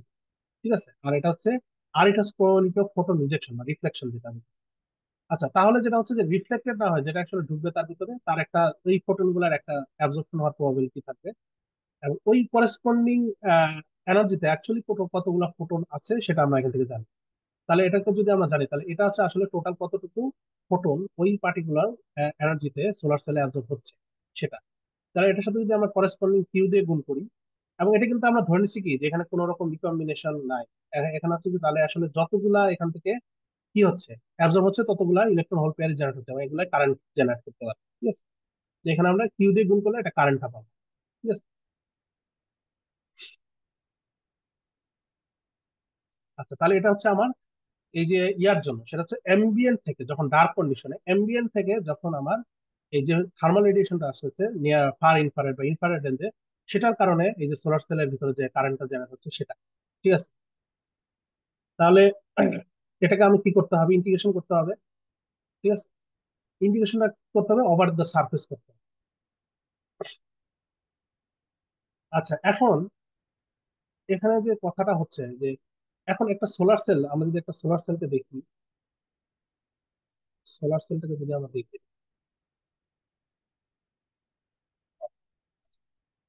এটা একটা প্ল্যানার সারফেস যদি হয়, তাহলে এটা দুইটা সারফেস আছে, একটা হচ্ছে টপ সারফেস আছে আর একটা হচ্ছে বটম সারফেস, আর এটা কিন্তু চারদিকে এমবিএন। ঠিক আছে, চারদিকে এমবিএন ডিপেন্ড করতেছে এটা কোথায় আছে। তার মানে একটা এক সাইডে তো এমবিএন আছে, মানে এদিক থেকে তো রেডিয়েশন সব দিক থেকে আসতেছে, এখন এর ব্যাক সাইডটা কোথায় আছে তার উপর ডিপেন্ড করে সে কি এদিক থেকে এমবিএন থেকে কি রেডিয়েশন সে নিবে নাকি নিবে না, এটা তার উপর ডিপেন্ড। ঠিক আছে, তাহলে এটা কন্ডিশনাল হতে পারে। কন্ডিশনটা কি, কন্ডিশনটা হচ্ছে যে এই যে আমার, আচ্ছা এটা তো গেল পার ইউনিট এরিয়াতে, তাহলে আমার যদি সোলার সেলের এরিয়াটা এ হয়, তাহলে এটার সাথে এ দিয়ে গুণ করলে আমি কি পাবো, টোটাল কারেন্টটা পাবো, কারেন্ট ডেন্সিটি হচ্ছে আমার কারেন্ট। ঠিক আছে, আচ্ছা এখন টোটাল কারেন্টটা কি হবে, এটা আরেকটা জিনিসের উপর ডিপেন্ড, এটা হচ্ছে যে বোথ সাইড থেকে আসলে অ্যাবজর্পশনটা হচ্ছে কি। যদি এটা অ্যাম্বিয়েন্ট থেকে উপরে থাকে, মানে যদি এটা ফ্লোটিং থাকে, তাহলে নিচ দিক থেকেও যে পরিমাণ ফোটন পাবেন, উপরের দিক থেকে একই পরিমাণ ফোটন পাবেন, তাহলে এটা জাস্ট দুই দিয়ে গুণ হয়ে যাবে। ঠিক আছে, আবার এইটা রেয়ার সারফেসটা যদি কোনো একটা ম্যাটেরিয়ালের সাথে কন্ট্যাক্টে থাকে, যেটা রিফ্লেকটিভ ইন্ডেক্স হচ্ছে এনএস। ঠিক আছে, তাহলে এনএস এর কারণে এটা কিন্তু অ্যাবজর্পশনটা বাড়তে পারে। ঠিক আছে, এটা যে রিলেশনটা এখানে দিয়ে দিয়েছি সেটা হচ্ছে 1 + Q × 1 + N² ঠিক আছে, আর যদি নিচের নিচের ক্ষেত্রে যেটা হচ্ছে সেটা যদি একটা আমার কি থাকে, পারফেক্ট রিফ্লেক্টর থাকে, তার মানে নিচের সারফেসটাতে কোনো ধরনের ফোটন এসে অ্যাবজর্ব হতে দিবে না, সেটাকে সব রিফ্লেক্ট করে দিবে, তাহলে সেক্ষেত্রে জাস্ট আমার টপ সারফেসটায় যে অ্যাবজর্ব হচ্ছে সেটাই থাকে। ঠিক আছে, স্যার, নিচে হ্যাঁ তো ইউজুয়ালি সোলার সেলে নিচ সাইডে মেটালিক প্লেট থাকে না, মানে অ্যাবজর্পশন না, টাইম? এটা তো আমরা এখানে থিওরিটিক্যালি বলতেছি, জিনিসটা প্র্যাকটিক্যালি কিভাবে সেটা পরে হবে। আমরা ও এখানে থিওরিটিক্যাল ওকে ওকে লিমিটটা বলতেছি, মানে এটা ডিপেন্ডেন্সটা আমরা বোঝাচ্ছি, ঠিক আছে। আচ্ছা, তাহলে এখান থেকে আমরা যেটা বুঝতে পারলাম, যেটা অনেকগুলো কন্ডিশনই হতে পারে, ঠিক আছে। আর যদি এটা সার্কিটটা ব্লকিং হয়, যদি কোনো ধরনের ফোটন অ্যাবজর্ব করতে না দেয়, তাহলে সেক্ষেত্রে কি হবে? Q A one minus R E A E B A ই। এই বি এ ইটা কি, এখান থেকে আমরা এত এত এত দূর দেখতে পাচ্ছি, ঠিক আছে। আচ্ছা, তাহলে এই সিচুয়েশনটা যদি হয়, তাহলে এই যে সোলার সেলের যে এরিয়াটা, সেই এরিয়াটা আসলে কি দুই দিক থেকে, ঠিক আছে। মানে মানে সোলার সেলের যে এরিয়াটা ফোটন অ্যাবজর্পশনের জন্য, থার্মাল ফোটনের জন্য যেটা, বা মানে এমবিয়েন্টের ফোটনের জন্য অ্যাবজর্পশনের যে এরিয়া, আর সোলার ফোটন অ্যাবজর্পশনের যে এরিয়া, দুটাই সেম। কারণ সান তো সবসময় আকাশ থেকে আসবে, উপর থেকে আসবে, ঠিক আছে। আর যদি এমবিয়েন্টটা যদি এরকম হয়, যেটা ফ্লোটিং থাকে উপরে, মানে সোলার সেলের, যেমন কিছু কিছু আপনি যে কোশ্চেনটা করলেন, যেটা কি এরকম হতে পারে কিনা, হতে পারে। যদি বাইফেসিয়াল সোলার সেল হয় সেক্ষেত্রে হতে পারে। বাইফেসিয়াল সোলার সেলের উপরের সাইড থেকেও লাইট অ্যাবজর্ব হয়, নিচের সাইড থেকে absorb। এটা একটা এলবেডো এফেক্টের ব্যাপার আছে। এলবেডো এফেক্ট কি, এটা আমরা পরে জানি। যাই হোক, বাইফেসিয়াল সোলার সেলের ক্ষেত্রে এটা, ঠিক আছে। তো যাই হোক, এখন আমরা কনভেনশনালি যদি চিন্তা করি, যেটা এটা শুধুমাত্র টপ সার্ফেস দিয়ে হচ্ছে, তাহলে টপ সার্ফেস দিয়ে যদি হয়, তাহলে সোলার ফোটনের জন্য যে এফেক্টিভ সার্ফেস এরিয়া, আর এমবিয়েন্ট বা থার্মাল ফোটনের জন্য যে সার্ফেস এরিয়া, এই দুইটা এক, ঠিক আছে। আচ্ছা, এখন আমরা যদি বলি থার্মাল ইকুইলিব্রিয়ামে আছে এই সেলটা, এখন থার্মাল ইকুইলিব্রিয়ামে থাকা মানে কি, দুইটা জিনিসেরই একই টেম্পারেচার, ঠিক আছে। তার মানে সে নেট কোনো রেডিয়েশন অ্যাবজর্বও করতেছে না, আবার কি রেডিয়েটও করতেছে না, নেট কোনো ধরনের রেডিয়েশন নেই। তার মানে সে যতটুকু অ্যাবজর্ব করবে ততটুকু সে রেডিয়েট, ঠিক আছে। তার মানে যেটা হচ্ছে যে টি এটা যদি আমার এম্বিয়েন্ট টেম্পারেচার হয়, তাহলে সে no radiation other than from the ambient has temperature T a and emits thermal radiation characteristics of that temperature. আচ্ছা, এখানে আমরা কি বলছিলাম, যে এটা ছিল তার absorption probability, a e. Similarly আমরা এখানে আরেকটা জিনিস পাই, সেটা হচ্ছে এফসেলন। অ্যাপসাইলনটা কি, এটা হচ্ছে তার ইমিশন প্রবাবিলিটি।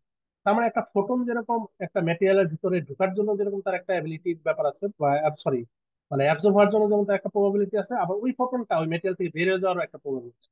তার মানে সে যখন এই সাইড থেকে যখন ঢোকার পরে সে যখন দেখতেছে যে সে যখন একটা ম্যাটেরিয়ালের ইনসিডেন্ট হচ্ছে, তখন এখান থেকে যেমন সে প্রপাগেট হতে পারে, রিফ্লেক্ট হতে পারে। সিমিলারলি সে যখন এদিক থেকেও যাবে, ইন্টারনাল সাইড থেকে যাবে, এখান থেকেও সে বের হয়ে যেতে পারে, অথবা এখান থেকেও রিফ্লেক্ট হবে, ঠিক আছে, দুইটাই হতে পারে। তো এটাকে আমরা বলতেছিলাম অ্যাবজর্পটিভিটি, ইমিসিভিটি। এবং কার্শফ ল যেটা বলে যে অ্যাবজর্পটিভিটি এবং ইমিসিভিটি হবে সেম। এটা একটা ল আছে, এটাকে বলে কার্শফস ল। এটা কারেন্ট ল বা ভোল্টেজ ল না, এটা হচ্ছে অপটিক্যাল কার্শফস ল, ঠিক আছে, যে অ্যাবজর্পটিভিটি আর ইমিসিভিটি সেম। আচ্ছা, যাই হোক, তো এটা বোঝা যাচ্ছে যে ইমিসিভিটিটা হচ্ছে probability of emission of photon, ঠিক আছে। আচ্ছা, তাহলে এখানে যে এই যে আমার এই সেলটা যে থার্মাল রেডিয়েশন করবে, তাহলে তার থার্মাল রেডিয়েশনের জন্য, তাহলে তার যে ফোটন গুলা যাবে, ঠিক আছে, তাহলে এই যে তার এপসাইলন হচ্ছে তার ইমিসিভিটি যদি হয়, তাহলে তার করেসপন্ডিং ইকুইভ্যালেন্ট কারেন্ট ডেন্সিটিটা কি হবে ফোটন ইমিশনের জন্য? এটা হচ্ছে, তাহলে আমরা দেখি হুবহু সেম, হয় কিউ ওয়ান মাইনাস আর ই। এখানে এ ইর জায়গায় epsilon E R B A ই, কারণ যেহেতু দুটো সেম টেম্পারেচার আছে, তো তাদের এই প্ল্যাঙ্কস রেডিয়েশন ফর্মুলাটা সেম, ঠিক আছে। দ্যাট মিনস এখন আমরা যদি এই যে কিছুক্ষণ আগে বললাম যে স্টেডি স্টেটের জন্য বা থার্মাল ইকুইলিব্রিয়ামের জন্য আমাদেরকে এই জে এফস আর হচ্ছে জে রেড, এই দুটা সেম হতে হবে। তাহলে এখান থেকে আসলে ওইভাবেও আসতেছে যে এপসাইলন ই সমান এই। আচ্ছা, তাহলে এইটাই হচ্ছে আমাদের কন্ডিশন, ডিটেল ব্যালেন্স, ঠিক আছে। ডিটেল ব্যালেন্সের কন্ডিশনটা তো হচ্ছে যে আহ, যে ডিটেল ব্যালেন্সটা যেটা বলা হচ্ছে যে এখানে শুধুমাত্র রেডিয়েশন হবে, রেডিয়েটিভ ডিকম্বিনেশন, ঠিক আছে। এই রেডিয়েটিভ ডিকম্বিনেশন তাহলে যে রেডিয়েশনটা হবে, এটা ডিটেল ব্যালেন্সে কনসিডার। আচ্ছা, এখন এটা গেল আমাদের আন্ডার ডার্ক কন্ডিশন। এখন আমরা আসি আন্ডার ইলুমিনেশন। আন্ডার ইলুমিনেশনের ক্ষেত্রে কি হবে? এখন আন্ডার ইলুমিনেশনের ক্ষেত্রে যেটা হবে, আগে সে শুধুমাত্র এমবিএন থেকে পাচ্ছিল, এখন সে কি হবে, এমবিএন্টের পাশাপাশি সোলার রেডিয়েশনও পাচ্ছে। তাহলে তার এখানে দুইটা সোর্স থেকে আসতে রেডিয়েশন, একটা হচ্ছে এমবিএন রেডিয়েশন আর একটা হচ্ছে সোলার রেডিয়েশন, ঠিক আছে। আচ্ছা, এখন যদি আমরা একটা জিনিস দেখি যে সোলার ফোটনের জন্য, তাহলে এই কন্ডিশনটা সোলার ফোটনের ক্ষেত্রেও থাকবে, যে সোলার ফোটন কতটুকু অ্যাবজর্ব হবে, সেটা হচ্ছে কি ওয়ান মাইনাস আর ই এই, এটা হচ্ছে ওই পার্টিকুলার এনার্জিতে তার অ্যাবজর্পশন প্রবাবিলিটি, আর বিএসসিটা হচ্ছে ওই সোলারের যে ব্ল্যাক বডি যেটা বলতেছিলাম, যে সোলার স্পেকট্রামের যে ব্ল্যাক বডির মতো কন্ডিশনটা, বিএসসি, ঠিক আছে, এটা। আচ্ছা, এখন তাহলে ইকুইভ্যালেন্ট কারেন্ট ডেন্সিটিটা কি হবে? তাহলে এখানে দুইটা টার্ম আসতেছে। আমরা যদি এখান থেকে দেখি, একটা হচ্ছে বিএসসি, আর একটা হচ্ছে 1 - F S plus 1 - F S by F, এটা কি ই না, plus 1 - F S by F E, আর হচ্ছে বিএই। আচ্ছা, এখানে, আচ্ছা এখন এখানে যে জিনিসটা হচ্ছে আসলে, আমরা যদি এখান থেকে একটা জিনিস দেখি, যে কিছুক্ষণ আগে একটা জিনিস বলছিলাম যে যখন কোনো কন্ডিশন ডার্ক কন্ডিশন ছিল, তাহলে ডার্ক কন্ডিশনের ক্ষেত্রে কিন্তু পুরাটাই এমবিয়েন্ট। তো যখন আমার সোলার রেডিয়েশন আসবে, তখন এই এমবিয়েন্টের একটা পার্ট আসলে কি হচ্ছে, সোলার সোলার বা সানের রেডিয়েশন দিয়ে রিপ্লেস হচ্ছে। তো সেই সানের রেডিয়েশন দিয়ে যে পার্টটা রিপ্লেস হচ্ছে, সেটাকে এখান থেকে বাদ দিতে হবে, ঠিক আছে। এই জন্য এখানে ওই যে ওই এফএস ফ্যাক্টরটার ব্যাপারটা আসতেছে, যেটা আমি এখন বলছি। তো এখানে এফএস বাই এফটি, এটা এটা আসতেছে, ঠিক আছে। তবে এই ফ্যাক্টরটা আসলে অনেক ছোট, এই ফ্যাক্টরটা অনেক স্মল। এটা আসলে যদি আমরা দেখি যে এফএস বাই এফটি রেশিওটা হবে sin²θ। এই sin²θ যেটা ছিল, থিটা সিক্স ছিল আমাদের হাফ অ্যাঙ্গেল, যেটা ছিল আমাদের 0.26 ডিগ্রি। সো সাইন এটা অলমোস্ট 0 ডিগ্রি, তো sin 0 ডিগ্রি কাছাকাছি গেলে একটা পয়েন্ট, সাইন স্মল থিটা আসলে আমরা জানি যে sine small theta equal to theta, that means 0.26 square. দশমিকের যে ছোট, এটাকে আবার স্কোয়ার করতেছি, এটা আরো ছোট হয়েছে। সো এটা 1 - পয়েন্ট সামথিং হবে, 0.00 সামথিং, 0.0 সামথিং। তো এটাকে আসলে 0.99 বলা হবে, ঠিক আছে। তো আলটিমেটলি এটা আসলে ওভাবে চিন্তা করলে এটা ওই 1 - বাদ দিয়ে দেওয়া যায়, ঠিক আছে, মানে এফএস বাই এফই টার্মটা বাদ দিয়ে দেওয়া। আচ্ছা, স্যার তো এখানে এটা অ্যাম্বিয়েন্টটা কি যোগ হচ্ছে না বিয়োগ হচ্ছে? এমবিএনটা যোগ হচ্ছে, এমবিএন্টের একটা ফ্র্যাকশন এখানে যোগ হচ্ছে, কারণ এখানে ও যেই এমবিএন্টের একটা অ্যাঙ্গেল, মানে একটা পার্টটা হচ্ছে যে এখানে সোলার রেডিয়েশনটা যে অ্যাঙ্গেল দিয়ে আসতেছে, যতটুকু ভিউ ফ্যাক্টরের একটা ব্যাপার আছে, যে আগে তো পুরাটাই, এখন আপনি যদি চিন্তা করেন যে ধরেন আপনার একটা উপর একটা লাইট সোর্স, আপনি যদি লাইট সোর্সটাকে অফ করে রাখেন, তাহলে আপনার পুরাটাই ডার্ক। কিন্তু আপনি যখন লাইট সোর্সটাকে অন করবেন, তখন কি, ওই যে আপনার পুরা যে প্ল্যানটা ছিল, ওই প্ল্যানের এখন একটা পার্ট লাইট সোর্স দিয়ে কাভার হচ্ছে, ঠিক আছে। আর ওই লাইট সোর্সের আন্ডার থেকে যে যে এরিয়াটা দিয়ে কাভার হচ্ছে, ঠিক আছে, ওই এরিয়াটা এখন আসলে বাদ যাবে, ঠিক আছে, এটাই আচ্ছা বুঝলাম। আচ্ছা, বুঝছি।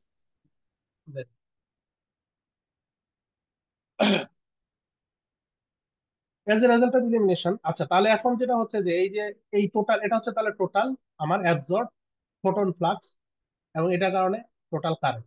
এবং এই কারেন্টটা আমরা টোটাল কারেন্ট কেন বুঝতে, কারণ এখানে এটা আসলে পুরাটাই আমার এখানে কারেন্ট জেনারেট, ঠিক আছে, এখানে কোনো ধরনের অন্য কোনো ইয়া হচ্ছে না, লস হচ্ছে না, ঠিক আছে। আচ্ছা, তাহলে এখন আমরা একটা জিনিস জানি, যে এই যে এরা যে এখন এই যে ইয়া হচ্ছে, as a result of the ইলিমিনেশনের জন্য,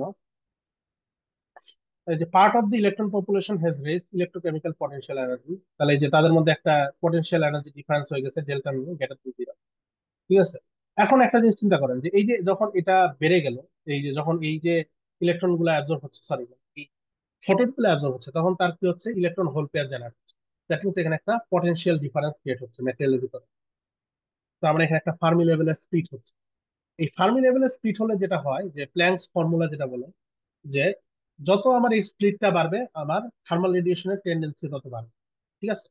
দ্যাট মিনস আপনার অ্যাকচুয়ালি যদি আমি এই ব্ল্যাক বডি রেডিয়েশনের যে ফর্মুলাটা দেখাইছিলাম, এটাকে যদি আমি এই কেমিক্যাল স্পিডের কথা চিন্তা করি, তাহলে এখানে একটা ডেল্টা মিউ চলে আসবে।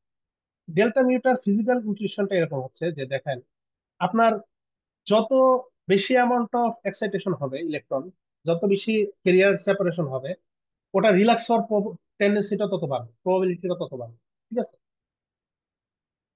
মানে যত এই যে মানে আসলে কি করবে, সে রিল্যাক্স স্টেটে থাকার চেষ্টা করবে, সে ইকুইলিব্রিয়ামে যেটাতে ছিল সেটাতে যাওয়ার চেষ্টা করবে। সো এখানে যত বেশি ইলেকট্রন হোল পেয়ার জেনারেট হবে, তত আমার কি হবে, এই যে ইলেকট্রন হোল পেয়ার গুলো যত জেনারেট হচ্ছে, তাদের রেডিয়েটিভ রিকম্বিনেশন হওয়ার টেন্ডেন্সিটা বাড়বে, ঠিক আছে। এই জন্য এখানে এই ডেল্টা নিউটা আসতেছে, যখন আমার সোলার ফোটন আসতেছে, এই সোলার ফোটন আসার কারণে আমার এখানে একটা পজিটিভ ব্যান্ড গ্যাপ জেনারেট হচ্ছে, সরি, মানে পজিটিভ মানে কেমিক্যাল পটেনশিয়াল ডিফারেন্স জেনারেট হচ্ছে। দ্যাট মিনস ম্যাটেরিয়ালের ভিতরে এখন একটা ভোল্টেজ আছে, হ্যাঁ, potential difference, chemical potential difference. এই কারণে আমার যেটা হবে এখন, আগে সোলার সেলটা যে পরিমাণ থার্মাল রেডিয়েশন করতো, এখন সে আগের চেয়ে বেশি অ্যামাউন্ট অফ থার্মাল রেডিয়েশন করতো। ঠিক আছে, তাহলে এখন তার স্পেকট্রামের যে রিলেশনটা, এটা হচ্ছে ই মাইনাস ডেল্টা কেবি টি মাইনাস ই, এটা হচ্ছে তার সোলার সেলের টেম্পারেচার, যেটা অ্যাম্বিয়েন্ট টেম্পারেচার। ঠিক আছে। আচ্ছা, এখন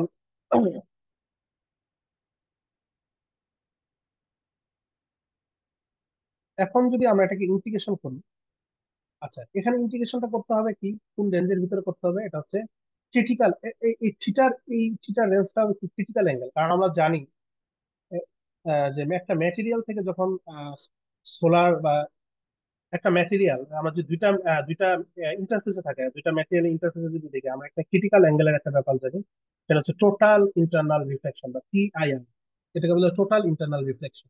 তাহলে একটা ওয়েভ লেন্থ, কারণ লাইট হচ্ছে, এটাকে আমরা বলতে পারি যেটা একটা ওয়েভ, এই ইলেকট্রোম্যাগনেটিক স্পেকট্রাম ওয়েভ। ওয়েভটা যখন একটা সারফেসে যাবে, তার মানে এই এই যে এখন ফোটন যেটা জেনারেট হবে, ইলেকট্রন হোল পেয়ার রিকম্বাইন হওয়ার কারণে যে ফোটনটা জেনারেট হবে, এই ফোটনটা সোলার সেল থেকে বের হয়ে এম্বিয়েন্টে যাবে। এখন এমবিএনতে যেতে গেলে তাকে ম্যাটেরিয়াল ইন্টারফেসে আসতে হবে। সেই ইন্টারফেসটা কার মধ্যে, সোলার সেলের সাথে বাইরের ইন্টারফেস। তো এই ইন্টারফেসে সব ফোটন আসলে কিন্তু বেরোতে পারবে না, তাদের একটা অ্যাঙ্গেল অফ ইনসিডেন্সের ব্যাপার আছে। তো যখন এই অ্যাঙ্গেল অফ ইনসিডেন্টটা ক্রিটিক্যাল অ্যাঙ্গেলের চেয়ে কম হবে, তখন তারা এটা কি করতে পারবে, এই ক্রিটিক্যাল অ্যাঙ্গেলের চেয়ে যখন কম হবে, তখন তারা প্রপাগেট, মানে এখান থেকে বের হয়ে যেতে পারে, এর বেশি হলে পারবে না। ঠিক আছে, তাহলে টোটালি ইন্টারনালি রিফ্লেক্ট হয়ে যাবে। আচ্ছা, তো যেটা বলতেছিলাম এখন, আচ্ছা তাহলে শুধুমাত্র এই অ্যাঙ্গেলের ভিতরে যে ফোটন গুলো ইনসিডেন্ট হবে, এই সলিড অ্যাঙ্গেলের ভিতরে, তারা তখন এই অ্যাঙ্গেলের ভিতরেই আসলে মানে বাইরে যেতে পারবে, মানে ম্যাটেরিয়াল থেকে বেরিয়ে আসবে। আচ্ছা, এখন এই এই ইন্টিগ্রেশন গুলো যদি আমরা করি এই সলিড অ্যাঙ্গেলের ভিতরে, তাহলে আমরা এখানে একটা এরকম একটা রিলেশন পাবো। ঠিক আছে, যে এই যে আমার যে সোলার সরি মানে সোলার সেল থেকে যে রেডিয়েশনটা হচ্ছে, তার রিলেশনটা হবে F E to N square H cube C square. আর এই যে এই রিলেশন, এখানে এফইটা কি, এফইটা হচ্ছে পাই সাইন স্কোয়ার থিটা। ঠিক আছে, থিটা সেটা হচ্ছে সেই ক্রিটিক্যাল অ্যাঙ্গেল। আচ্ছা, এটাকে অন্যভাবে লেখা যায় যে থিটা হচ্ছে ওই যে n zero by n s, হচ্ছে এন জিরো হচ্ছে reflecting index of the ambient, আর এন এস হচ্ছে সোলার সেলের। ঠিক আছে, আচ্ছা, তো এটা স্নেলস ল থেকে আসে। আর এ আর যদি হয় অ্যাম্বিয়েন্টে, যেটা ইউজুয়ালি হয়, তাহলে এন জিরো ওয়ান হবে। তাহলে এক্ষেত্রে আমার এন জিরো যদি ওয়ান হয়, তাহলে এটা আসলে ওয়ান, এন ওয়ান থাকলে এটা আসলে কি আসবে, এফ টি এন স্কোয়ার, এটা আসলে পাই, এফ টি এন স্কোয়ার হবে কত, পাই। আচ্ছা, তাহলে এটা হচ্ছে এফ এন স্কোয়ার যদি পাই হয়, তাহলে এটা আসলে এফ এ বা এফ এটা হচ্ছে, আমরা কিছুক্ষণ আগে দেখছিলাম, এটা একটা ডেফিনেশন দিচ্ছে, এফ এ সমান ইকুয়াল টু পাই। আচ্ছা, এফ এটা সম্ভবত আমরা আগেও দেখছিলাম, এমবিএন্টের যে ফ্যাক্টরের জন্য আসছিল, এখানে যখন প্রথম দেখছিলাম এদিকে কোথায়, এফ এস। আচ্ছা দেখ, মানে এটাকে ডিফাইন করছে এফ এ দিয়ে, তারপর তার view factor। আচ্ছা, স্যার এগুলাই। বিইটা কি এমিটেডটা বোঝাচ্ছে? হ্যাঁ হ্যাঁ হ্যাঁ, বিইটা হচ্ছে, এটা হচ্ছে এই যে বিই, হ্যাঁ এই বি এর নিচে সাবস্ক্রিপ্ট ই আছে, এটা দিয়ে হুম। যেটা বোঝাচ্ছে সেটা হচ্ছে যে এই সোলার সেল থেকে, সোলার, আপনাদের একটু মাইকটা, আচ্ছা এই সোলার সেল থেকে যেটা আসলে বাইরে চলে যাচ্ছে সেটা, হ্যাঁ এটা হচ্ছে তার থার্মাল রেডিয়েশন। আচ্ছা, আচ্ছা, তাহলে এখন আমরা যদি দেখি যে তাহলে এই যে থার্মাল রেডিয়েশনের কারণে, যেটা হচ্ছে যে থার্মাল রেডিয়েশন সোলার সেল থেকে যেটা বাইরে চলে যাচ্ছে, তাহলে সেটার থার্মাল রেডিয়েশনের কারণে একটা কারেন্ট যাবে, মানে রেডিয়েটিভ ডিকম্বিনেশন যদি বলি, এটা তো মানে থার্মাল রেডিয়েশন তো আসলে রেডিয়েটিভ ডিকম্বিনেশন থেকে আসে। তাহলে এই রেডিয়েটিভ ডিকম্বিনেশনের যে করেসপন্ডিং কারেন্টটা, সেটার যে কারেন্ট ডেন্সিটি, এটা হচ্ছে তাহলে কিউ ওয়ান মাইনাস আর ই এপসাইলন ই, এই এপসাইলন এটা হচ্ছে এই যে আমার ইমিশন প্রবাবিলিটি। আর এই এটা হচ্ছে তার স্পেকট্রামটা, ব্ল্যাক বডি স্পেকট্রামের মডিফাইড ইকুয়েশনটা, যেটা হচ্ছে তার যখন সে আন্ডার একটা কেমিক্যাল পটেনশিয়াল ডিফারেন্স থাকে সেটা। ঠিক আছে, এটা হচ্ছে মোট জেনারেল কেস। আর নর্মালি যেটা হচ্ছে delta zero, delta mu equal to zero হতে হচ্ছে যখন কোনো ধরনের রেডিয়েশনে কোনো ইয়ে থাকে, কেমিক্যাল পটেনশিয়ালে ডিফারেন্স থাকে। ঠিক আছে, এবং এই ক্ষেত্রেও আসলে দেখানো যাবে যে এটা আসলে এই দুইটা সেল, অ্যাবজর্পটিভিটি এবং ইমিসিভিটি, এটাও প্রমাণ করে দেখানো সব। ঠিক আছে, এটা আমরা এখানে আসলে প্রুভ করবো না, এটা আমরা use, আচ্ছা এখন আসি, আমরা আসল কথায় আসি যে নেট কারেন্ট ডেন্সিটিটা কি হবে। তাহলে আমরা এখানে দেখতেছি দুইটা ওয়েতে কারেন্ট আসতেছে এবং একটা একটা অপোজিট। আচ্ছা, একটা হচ্ছে অ্যাবজর্পশনের কারণে আসতেছে, যেটা হচ্ছে যে আমার সোলার সেল ফোটন পাচ্ছে, এমবিএন থেকে ফোটন অ্যাবজর্ব করতেছে এবং সোলার স্পেকট্রাম থেকে ফোটন অ্যাবজর্ব করতেছে। তাহলে তার এই দুইটা স্পেকট্রামের জন্য তার এখানে অ্যাবজর্পশন হচ্ছে এবং এই কারণে একটা কারেন্ট আসছে। আচ্ছা, আরেকটা কারেন্ট যেটা হচ্ছে যে রিকম্বিনেশন লসের কারণে, আসলে কারেন্ট বলতেছে এখানে যেটা আসলে একটা হচ্ছে গিয়া কেরিয়ার জেনারেশন হচ্ছে, একটা হচ্ছে কেরিয়ার লস হচ্ছে, এটাকে কারেন্ট এভাবে মানে এইভাবেই আসলে এটাকে কারেন্ট বলে। কেরিয়ার লস, কেরিয়ার জেনারেশন, এটা হচ্ছে কেরিয়ার জেনারেশন, এটা হচ্ছে কেরিয়ার লস। এই কেরিয়ার জেনারেশনটা যেরকম এখানে থাকতেছে, এই কেরিয়ার লসটা ইনহিবিটেবল, এটাকে আমি কোনোভাবেই বাদ দিতে পারবো না। কারণ এই থার্মাল রেডিয়েশন হবে আনলেস এটাকে আমি জিরো কেলভিনে নিয়ে নিয়ে যেতে পারি। ঠিক আছে, এখন এটাকে আমি চাইলে আরেকটু অন্যভাবে লিখতে পারি। আচ্ছা, এটাকে আমরা যেটা লিখছি সেটা হচ্ছে AE equals to, আচ্ছা,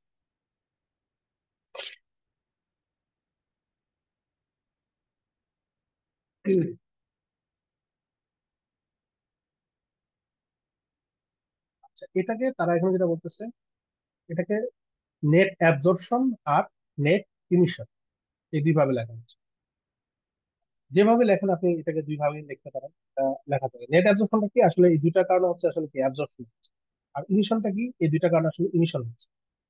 ঠিক আছে, একটা হচ্ছে আন্ডার ইকুইলিব্রিয়ামে আর একটা হচ্ছে আন্ডার এক্সাইটেশন, যখন সোলার এক্সাইটেশন থাকবে তখন। আচ্ছা, যাই হোক, এটা তাহলে এখান থেকে এটাই বোঝা যাচ্ছে যে রেডিয়েটিভ রিকম্বিনেশন হচ্ছে আনঅ্যাভয়েডেবল, এটাকে আমি কোনোভাবেই অ্যাভয়েড করতে পারবো না। ঠিক আছে,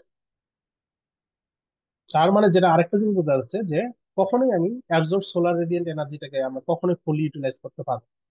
ঠিক আছে, আচ্ছা, এইগুলো তো আমি আগে বলছি, এখানে এই কার এই ইয়েটা দেখানো হচ্ছে যে এই যে টু ব্যান্ড ফটো কনভার্টার হলে এখানে এনার্জি, ফোটন অ্যাবজর্ব হয়ে এনার্জিতে সে হায়ার এনার্জি স্টেটে যাবে, এক্সাইটেড ট্রান্স। আচ্ছা, এগুলোতে তেমন আহামরি কিছু নাই, নতুন কিছু বলার নেই। আচ্ছা, এখন আমরা আসি ফটো কারেন্টে আসি। আচ্ছা, এখন আমরা এখান থেকে এই কোশ্চেনটা যদি আমরা লিখি, তাহলে এটা হচ্ছে absorb current, net current under absorption, এবং এটা আমি কিছুক্ষণ আগে বলছিলাম যে এফএস বাই এফই এই ফ্যাক্টরটা অনেক স্মল, এটাকে আমরা চাইলে নেগলেক্ট করতে পারি। সো আলটিমেটলি আমার ধরে নিতে পারি যে আমার এখানে, আর আসলে আরেকটা কারণে এটাকে নেগলেক্ট করা যেতে পারে, সেটা হচ্ছে আসলে এটা অবশ্যই এখন, আচ্ছা এটা পরে বলি, সমস্যা নেই। তো এখান থেকে আসলে এফএস বাই এফই এই টার্মটাকে আমরা নেগলেক্ট করতে পারি। ঠিক আছে, তাহলে এখান থেকে যদি আমরা দেখি, আহ, তাহলে ওই টার্মটাকে যদি আমরা নেগলেক্ট করি, তাহলে আমার ফটো ফটো জেনারেশনের জন্য যে কারেন্ট আসতেছে, যেটা মেইনলি সোলার স্পেকট্রামের জন্য আসতেছে, সেটার জন্য যে কারেন্টটা, যে শর্ট সার্কিট কারেন্ট বা ফটো কারেন্ট, যেটাকে আমরা গতদিন ইকুইভ্যালেন্ট সার্কিট মডেলে একটা কারেন্ট সোর্স দিয়ে রিপ্রেজেন্ট করছিলাম, সেটার কারেন্টটা হবে এরকম কিউ ইটা সিই ওয়ান মাইনাস আর ই, এই ইটা তো আগে বলছি, আর বিএসি জি। ইটা সি, এটা হচ্ছে কালেকশন প্রবাবিলিটি, মানে যেটা হচ্ছে যে এই যে ইলেকট্রন গুলা, ইলেকট্রন হোল পেয়ার যে জেনারেশন হলো, এটা কালেক্ট করার একটা প্রবাবিলিটি থাকবে। এই কালেকশন প্রবাবিলিটির উপর ডিপেন্ড করে আসলে এটা মোর এই, মানে এটা অনেকভাবে লেখা যায়, কারণ এইখানে কিন্তু এই রেঞ্জটা আসলে দেওয়া আছে জিরো থেকে ইনফিনিটি, কিন্তু প্র্যাকটিক্যালি এটা ইজি থেকে ইনফিনিটি হবে, কারণ ইজির নিচে আসলে কোনো সোলার কেরিয়ার জেনারেশন হবে না। তবে এটাকে আমরা ওইভাবে বললে তাহলে আমরা এটাও বলতে পারি যে ইজির নিচে আসলে আলফা ইও জিরো, ইটাও জিরো হবে। এটা তো এখানে জেনারেল একটা সিচুয়েশন দেখা যাচ্ছে, এখানে তো বলা হয়নি যে এই ভ্যালু প্লাস এটা সি ইর ভ্যালু থাকবে। ঠিক আছে, তো এটা হচ্ছে মোর জেনারিক, এটাকে আমরা ইন্টিগ্রেশন করতে পারি জিরো থেকে ইনফিনিটি। ঠিক আছে, যেটা আমরা গতদিন হয়তো অ্যানালজি যদি আমরা দেখাই, যে গত ক্লাস লেকচারে আমরা যেটা বলছিলাম সেটা হচ্ছে এই যে কোয়ান্টাম এফিসিয়েন্সির ব্যাপারটা এখানে আছে। তো এটাকে এই দুটো ইকুয়েশনকে আমরা যদি রিলেট করি, তাহলে এখান থেকে আমরা এই পার্টটা থেকে আমরা বলতে পারবো যে এইটুকু হচ্ছে আসলে আমার কোয়ান্টাম এফিসিয়েন্সির সাথে মিলে। ঠিক আছে, আচ্ছা, এখন আমরা যদি আইডিয়াল কেস চিন্তা করি, আইডিয়াল কেস মানে হচ্ছে এটা স্টেপের মতো, যে না আমার এখানে আমি ধরে নিলাম যে ম্যাটেরিয়ালটা আইডিয়াল, তার মানে সে যত আমার ব্যান্ড গ্যাপের গ্রেটার ইকুয়াল হলেই সে অ্যাবজর্ব করবে, আর জিরো হলে, লেস দেন ব্যান্ড গ্যাপ হলে সে জিরো অ্যাবজর্ব করবে না। ঠিক আছে, এরকম যদি হয়, তাহলে সেই ক্ষেত্রে আমার শর্ট সার্কিট কারেন্টটা কেমন হবে, যে ব্যান্ড গ্যাপের উপরে যত ফোটন আসবে সোলার স্পেকট্রাম থেকে সবই অ্যাবজর্ব হচ্ছে এবং সে এটা কালেক্ট হচ্ছে, এবং ইয়াতে মানে কোনো ধরনের লস হচ্ছে না, সেখান থেকে কালেক্ট হচ্ছে। ঠিক আছে, তো এটা গেল তার ফটো কারেন্ট।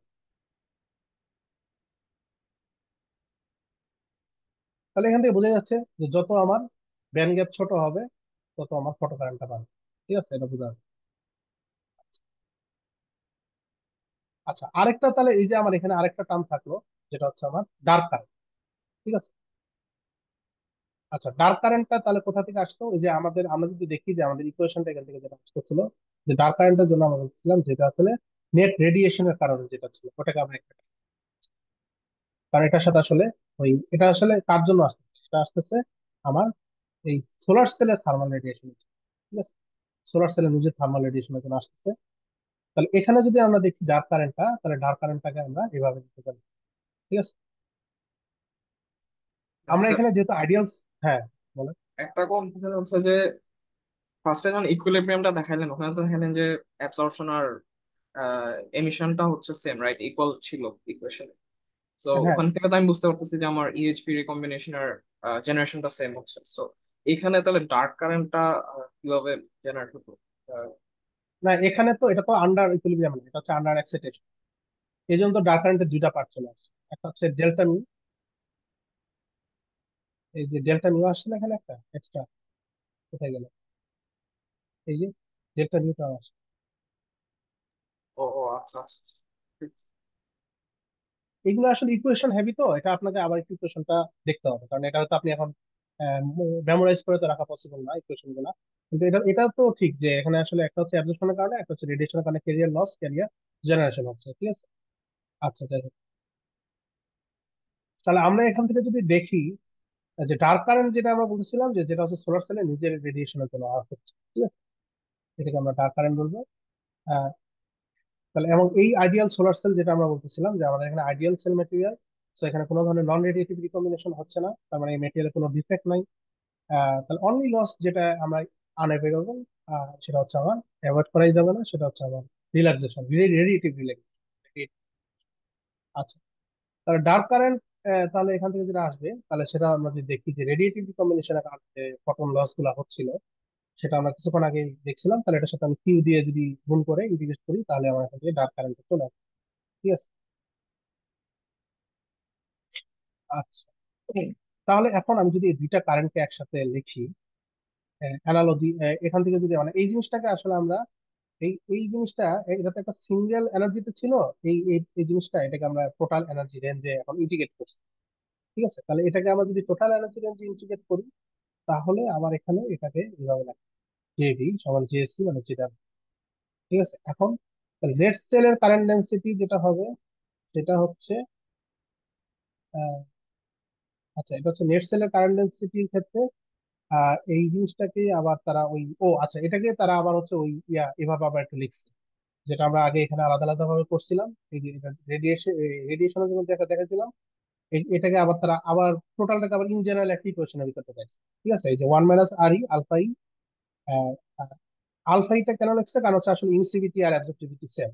তো এখানে আসলে এটাকে এই আলফা ই বা এই থেকে বাইরে রাখছে, আর ব্র্যাকেটের ভিতরে BAC minus BE E QB বা ই কিউবিটা হচ্ছে delta mu minus BE E zero. ঠিক আছে, এই ইকুয়েশনটা আসলে এটাই, এই ইকুয়েশন কোথায় গেল? আচ্ছা হ্যাঁ, মানে এই ইকুয়েশনটা, এটাকেই ওরা এখানে ভেঙে লেগছে, ওখানে ওই ইন্টিগ্রেশন করছে, আর এই যে এই টার্মটাকে বাদ দিচ্ছে, কারণ এটা নেগলিজিবল। ঠিক আছে। আচ্ছা, তাহলে এখান থেকে আমরা কারেন্টটা পেলাম, এটাকে চাইলে আমরা ডায়োড ইকুয়েশন আমার পদ্ধতি জানবো। তো এটা হচ্ছে কারেন্ট। আচ্ছা, তাহলে কারেন্ট হলে পাওয়ারটা কি হবে? আচ্ছা, এখন কারেন্টের আগে, আচ্ছা তাহলে এখন লিমিটিং এফিসিয়েন্সিটার জন্য আমাদের জানতে হবে আমার ইনপুটে আমার যে সোলার স্পেকট্রামটা আসতেছে, সেটা অ্যাবজর্ব হলে আমার ইনসিডেন্ট পাওয়ারটা কত? ইনসিডেন্ট পাওয়ার হচ্ছে তাহলে সোলার এনার্জি যেটা স্পেকট্রাম যে ইনসিডেন্ট পাওয়ার, সেটা হচ্ছে কি, প্রত্যেক এই যে এটা হচ্ছে সোলার সোলার সোলারের বা সানের ব্ল্যাক বডি রেডিয়েশনের ক্যারেক্টারিস্টিক্স, প্ল্যাঙ্কস ল। এটা করেসপন্ডিং এনার্জিতে কতগুলা ফোটন পাওয়া যাবে, সেটার যে রেডিয়েশন লটা আছে সেটা, আর এটা হচ্ছে তার এনার্জি প্রত্যেকটা ওই এনার্জিতে কত করেসপন্ডিং ফোটন এনার্জি, এটাকে ইন্টিগ্রেশন করলে আমি সানের এনার্জিটা পাবো, যেটা হচ্ছে আমার কিছুক্ষণ আগে দেখা, কারণ 900 ওয়াট পার স্কয়ার হতে পারে, AM 1.5। ঠিক আছে। আচ্ছা, অন্যদিকে আমরা যদি ভোল্টেজটা দেখি, সরি মানে সোলার সেলের পাওয়ারটা দেখি, এই যে আমার এখানে যে নেট কারেন্ট আছে, এই নেট কারেন্টের প্রত্যেকটা কেরিয়ারই আসলে কি একটা কেমিক্যাল পটেনশিয়ালের অ্যামাউন্ট কাজ করতে পারে। সেটা কত? ডেল্টা মিউ, বা এটাকে আমরা যদি ইয়াতে লিখি কিউ ভি, ভিটা হচ্ছে আমার আউটপুট ভোল্টেজ। ঠিক আছে, তাহলে করেসপন্ডিং আমার এখানে আসলে যে পাওয়ারটা, ইলেকট্রিক্যাল পাওয়ার প্রোভাইড করতে পারবে বা পাওয়ারটা জেনারেট করতে পারবে সোলার সেল, সেটা হচ্ছে ভি জে ভি। ঠিক আছে, ভি জে ভি। আচ্ছা, যাই। তাহলে পাওয়ার হচ্ছে, এটা হচ্ছে সোলার সেলের কনভার্টেড পাওয়ার ভি জে ভি, আর এটা হচ্ছে ইনপুট পাওয়ার যেটা হচ্ছে সোলার সেল। আচ্ছা, ম্যাক্সিমাম এফিসিয়েন্সির জন্য আমাকে কি করতে হবে তাহলে? এটাকে ম্যাক্সিমাম এফিসিয়েন্সির জন্য এটাকে যদি আমি ডেরিভেটিভ জিরো নিই, তাহলে তাহলে ম্যাক্সিমাম এফিসিয়েন্সি করেসপন্ডিং পয়েন্ট আমরা পাবো, এটা হচ্ছে বিএম, এটা হচ্ছে এমপিপি পয়েন্ট। ঠিক আছে। আচ্ছা, এখন আম, আচ্ছা, এটা আমি একটু পরে আসছি। আচ্ছা, তাহলে আমরা যদি এই এই প্রত্যেকটা ইয়ার জন্য, তাহলে আমি এভাবে একটা করেসপন্ডিং একটা ব্যান্ড গ্যাপ যদি থাকে, এখন এই যে ইন্টিগ্রেশনটা করবো আমরা, এটা তো একটা ব্যান্ড গ্যাপের রেসপেক্টে করবো, ইজি, তাই না?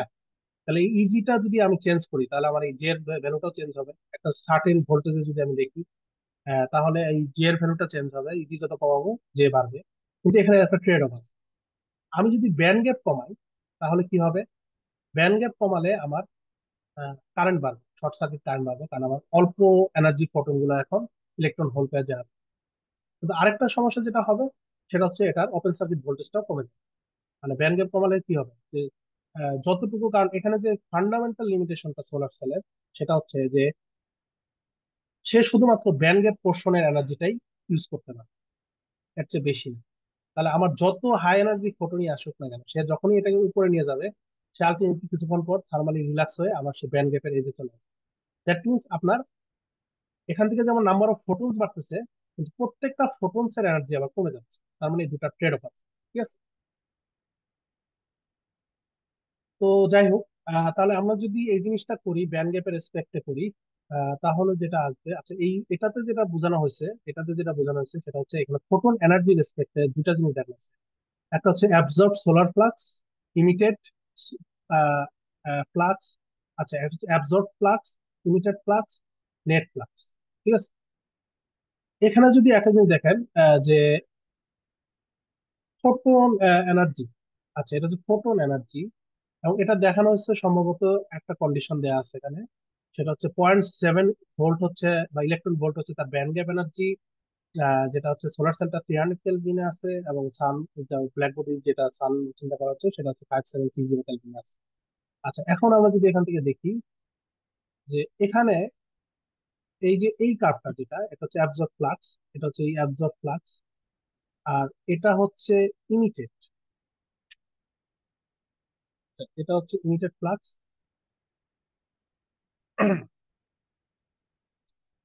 ইমিটেড ফ্লাক্সটা ও দুইটা সিচুয়েশনে দেখানো হচ্ছে, একটা হচ্ছে ওপেন সার্কিট ভোল্টেজের চেয়ে কম, আর একটা হচ্ছে ওপেন সার্কিট ভোল্টেজের চেয়ে বেশি। আচ্ছা, একটা জিনিস তো বোঝাই যাচ্ছে যে যত আমার এখান থেকে আহ, এই ভ্যালুটা, photon per second per metre square per eV, এই ভ্যালুটা আস্তে আস্তে বাড়তেছে, এবং যেটা হচ্ছে যে এটা ভি লেস দেন ভিওসি দেন, আচ্ছা ভি লেস দেন ভিওসি আর ভি গ্রেটার দেন, এটা শিফট হয়ে গেছে, এটা তো বোঝা যাচ্ছে। আচ্ছা, এখন আরেকটা জিনিস যেটা বোঝা যাচ্ছে সেটা হচ্ছে নেট ফ্লাক্স, নেট। আচ্ছা, এখান থেকে actually যেটা বোঝানো হচ্ছে সেটা হচ্ছে যে যত আমার মানে এটা আসলে কোন মোডে অপারেট করবে, এই দুটো ফ্লাক্সের নেটটা যদি আমরা দেখি, যে নেটটা কিন্তু আসলে ডিপেন্ড করতেছে কারো এনার্জির সাথে, তার মানে এটাকে ইন্টিগ্রেট করতে হবে। ঠিক আছে। এই শিফটটা হচ্ছে এবং একটা জিনিস দেখা যাচ্ছে যে এই স্পেকট্রামটার যে ডিকেইং নেচারটা, এটা কিন্তু যদি আমার ব্যান্ড গ্যাপটা, মানে যদি ওভারকাম, মানে ওপেন সার্কিট ভোল্টেজটা যদি আমি এক্সিড করে যাই, অপারেটিং ভোল্টেজটা যদি ওপেন সার্কিট ভোল্টেজটা এক্সিড করে যায়, তখন কিন্তু আমার ইমিটেড ফ্লাক্সের অ্যামাউন্টটা বাড়বে। ঠিক আছে, তার মানে এটা ফটোভোল্টাইক মোড থেকে তখন এলইডি মোডে চলে যাবে। ঠিক আছে। এবং এটা করেসপন্ডিং যদি আমরা কারেন্ট ডেন্সিটি পাওয়ার ডেন্সিটি কার্ভটাও দেখি, এখান থেকে ওই যে দেখা যাচ্ছে যে এই যে এটা যদি তার ওপেন সার্কিট ভোল্টেজটা হয় এখানে 0.5 এর মতো, এখানে 0, তারপরে দেখেন এখানে আসার পরে পাওয়ার হয়ে গেছে নেগেটিভ, দ্যাট মিনস এটা আসলে তখন পাওয়ার কনজিউম করতেছে এবং এফিসিয়েন্সি নেগেটিভ, তার মানে এটা এলইডি মতো কাজ করতেছে। তার মানে এখানে নেট, তখন আর সে নেট কি করবে, ইমিট করবে না, সে তখন নেট, সরি, সে নেট আর অ্যাবজর্ব করবে না, সে তখন ফটো নেট ইমিট করবে। ঠিক আছে, তার মানে এই যে আমার যে এই যে কার্ভ গুলো আসতেছে এটা তো স্পেকট্রালি রিজলভ বা এনার্জি রিজলভ, এটাকে যদি আমি ইন্টিগ্রেট করি এই দুটো কার্ভকে, তাহলে দেখা যাবে যে এই পাওয়ারটা এরকম। ঠিক আছে, করেসপন্ডিং পাওয়ারটা যেটা আসতেছে যেরকম। আচ্ছা, তো আরেকটা কথা যেটা বলতেছিলাম, যে ট্রেড অফটার কথা বলতেছিলাম, যে এখানে এনার্জি ব্যান্ড গ্যাপের একটা ব্যাপার আছে, যে ব্যান্ড গ্যাপটা যদি বেশি কম হয় তাহলে ফটোন শর্ট সার্কিট কারেন্টটা বাড়বে, বা এখানে হচ্ছে আবার ওপেন সার্কিট ভোল্টেজ বা এমপিপি ভোল্টেজ সেটা কমে যাবে। তো এখন এই যে আমার ইয়াটা যদি আমি দেখি, যে থিওরিটিক্যাল ক্রাইটেরিয়াটা আমি বলছিলাম, যে এই কন্ডিশনে, আইডিয়াল কন্ডিশনে আমরা যদি ভিডিবি করি এটাকে ভোল্টেজের রেসপেক্টে বা ব্যান্ড গ্যাপের রেসপেক্টে, যদি আমরা এখানে এটাকে, সরি, মানে ভোল্টেজের রেসপেক্টে যদি এটাকে আমি ডিফারেন্সিয়েট করি, তাহলে ম্যাক্সিমাম পয়েন্ট যেটা আসবে এরকম। এবং এটা প্রত্যেকটা ব্যান্ড গ্যাপের জন্য এটা ভিএম এর একটা limit আছে। ঠিক আছে, তো আলটিমেটলি যেটা হচ্ছে যে আমরা যদি দেখি, সেটা হচ্ছে আমরা এই সিঙ্গেল ব্যান্ড গ্যাপের যদি একটা সোলার সেল হয়, সিঙ্গেল জাংশন একটা সোলার সেল হয়, এবং এটার এফিসিয়েন্সিটাকে যদি আমরা এইভাবে প্লট করি as a function of energy, band gap energy, তাহলে দেখা যাচ্ছে যে এই ব্যান্ড গ্যাপ এনার্জিটা একটা অপটিমাল ব্যান্ড গ্যাপ এখানে দেখা যাচ্ছে, এটা অ্যারাউন্ড 1.4 ইলেকট্রন ভোল্টের মতো। এবং এই অপটিমাল ব্যান্ড গ্যাপে আমার এই ম্যাক্সিমাম আউটপুটটা হবে 33.33%-এর মতো। ঠিক আছে, এটাই আসলে আমার ডিটেল ব্যালেন্সের যে লিমিট, ডিটেল ব্যালেন্স লিমিট ছিল ওইটা। আর এটা হচ্ছে আমাদের শকলি কুইজার লিমিটও বলতে পারি। ঠিক আছে, এটা হচ্ছে এম 1.5 সোলার স্পেকট্রামের জন্য।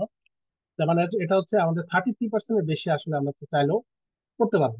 ঠিক আছে, তার মানে এটা যত তিন ম্যাটেরিয়ালই নেন, যত পারফেক্ট ম্যাটেরিয়াল নেন, যত হাইলি এফিশিয়েন্ট ম্যাটেরিয়াল নেন, কোনো লাভ নেই, 33% আপনি সিঙ্গেল জাংশন দিয়ে অ্যাকসেপ্ট করতে পারেন। ঠিক আছে, এটা হচ্ছে থার্মোডিনামিক লিমিট যেটাকে আমরা বলতেছিলাম। এবং এটা আসতেছে কোন অ্যানালাইসিস থেকে, ডিটেল ব্যালেন্স অ্যাপ্রোচ থেকে, যেখানে শুধুমাত্র আমার নন রেডিয়েটিভ রিকম্বিনেশনকে আমরা কনসিডার করতেছি, কোনো ধরনের নন রেডিয়েটিভ রিকম্বিনেশন করা হবে না। ঠিক আছে, আচ্ছা, এখানে আরেকটা জিনিস দেখানো হয়েছে যে আসলে কিন্তু আরেকটা জিনিস হচ্ছে যে আমরা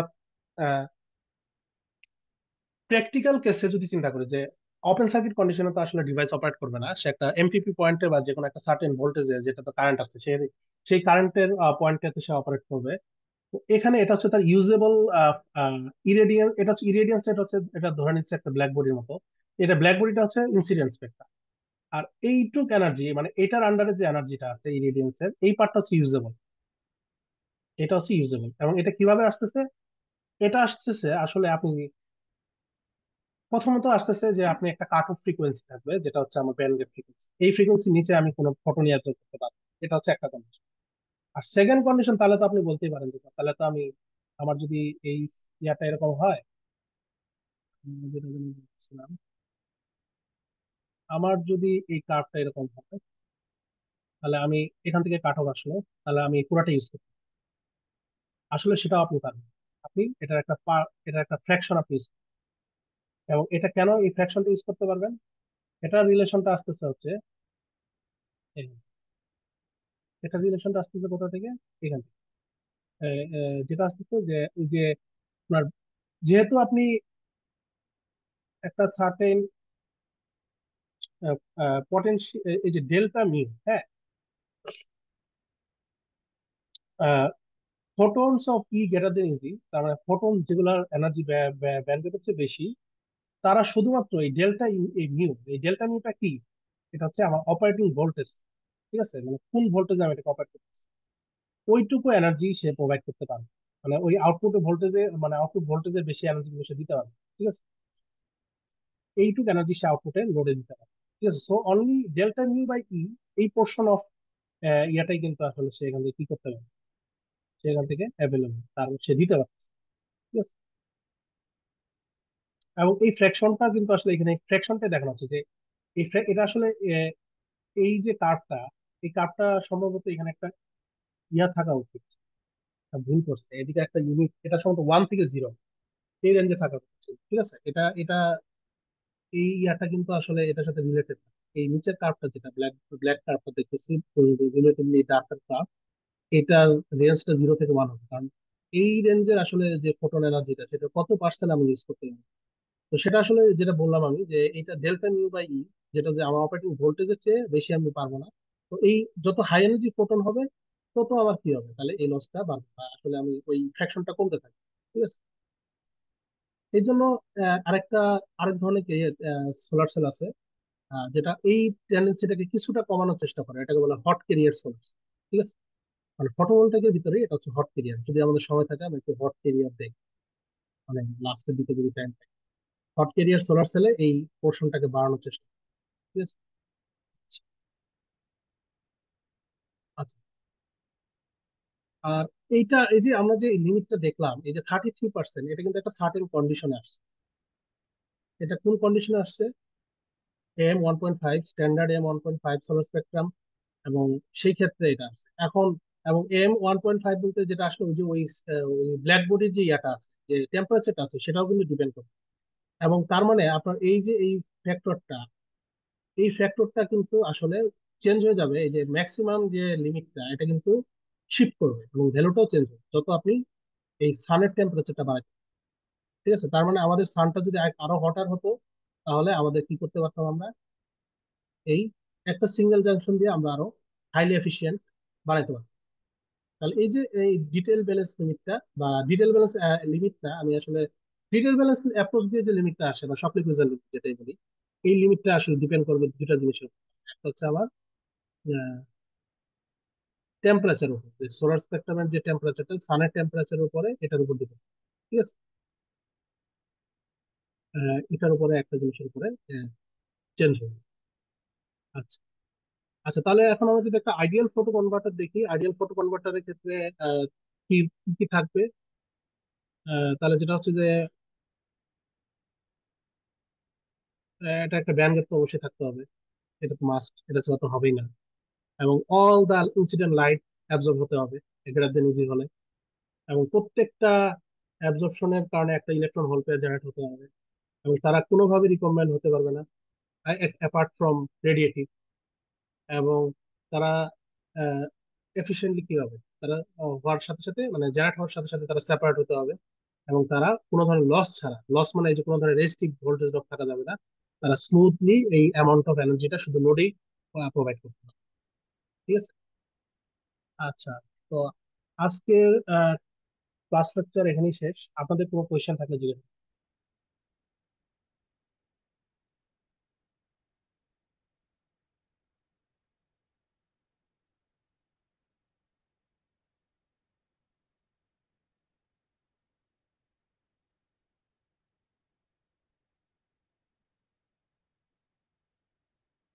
কারো কোনো কোয়েশ্চেন?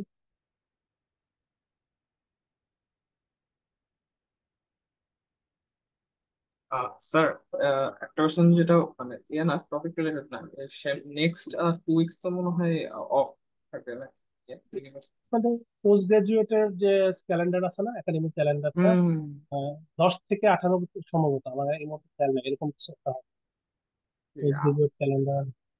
8 তারিখ থেকে 8 থেকে। ও আচ্ছা, হ্যাঁ, 8 থেকে 18। হ্যাঁ, 1 উইক 4 ডেজ। হ্যাঁ, এই সময়টাতে ক্লাস হবে, এরপরে আবার ক্লাস। তারপরে বোধহয় আবার উইন্টার ভ্যাকেশন আছে আরেকটা 10 দিনে, টিচারদের একটা vacation। আপনাদের ইয়ে হবে জানুয়ারি 19 তারিখ থেকে ক্লাস, সরি এক্সাম শুরু হবে।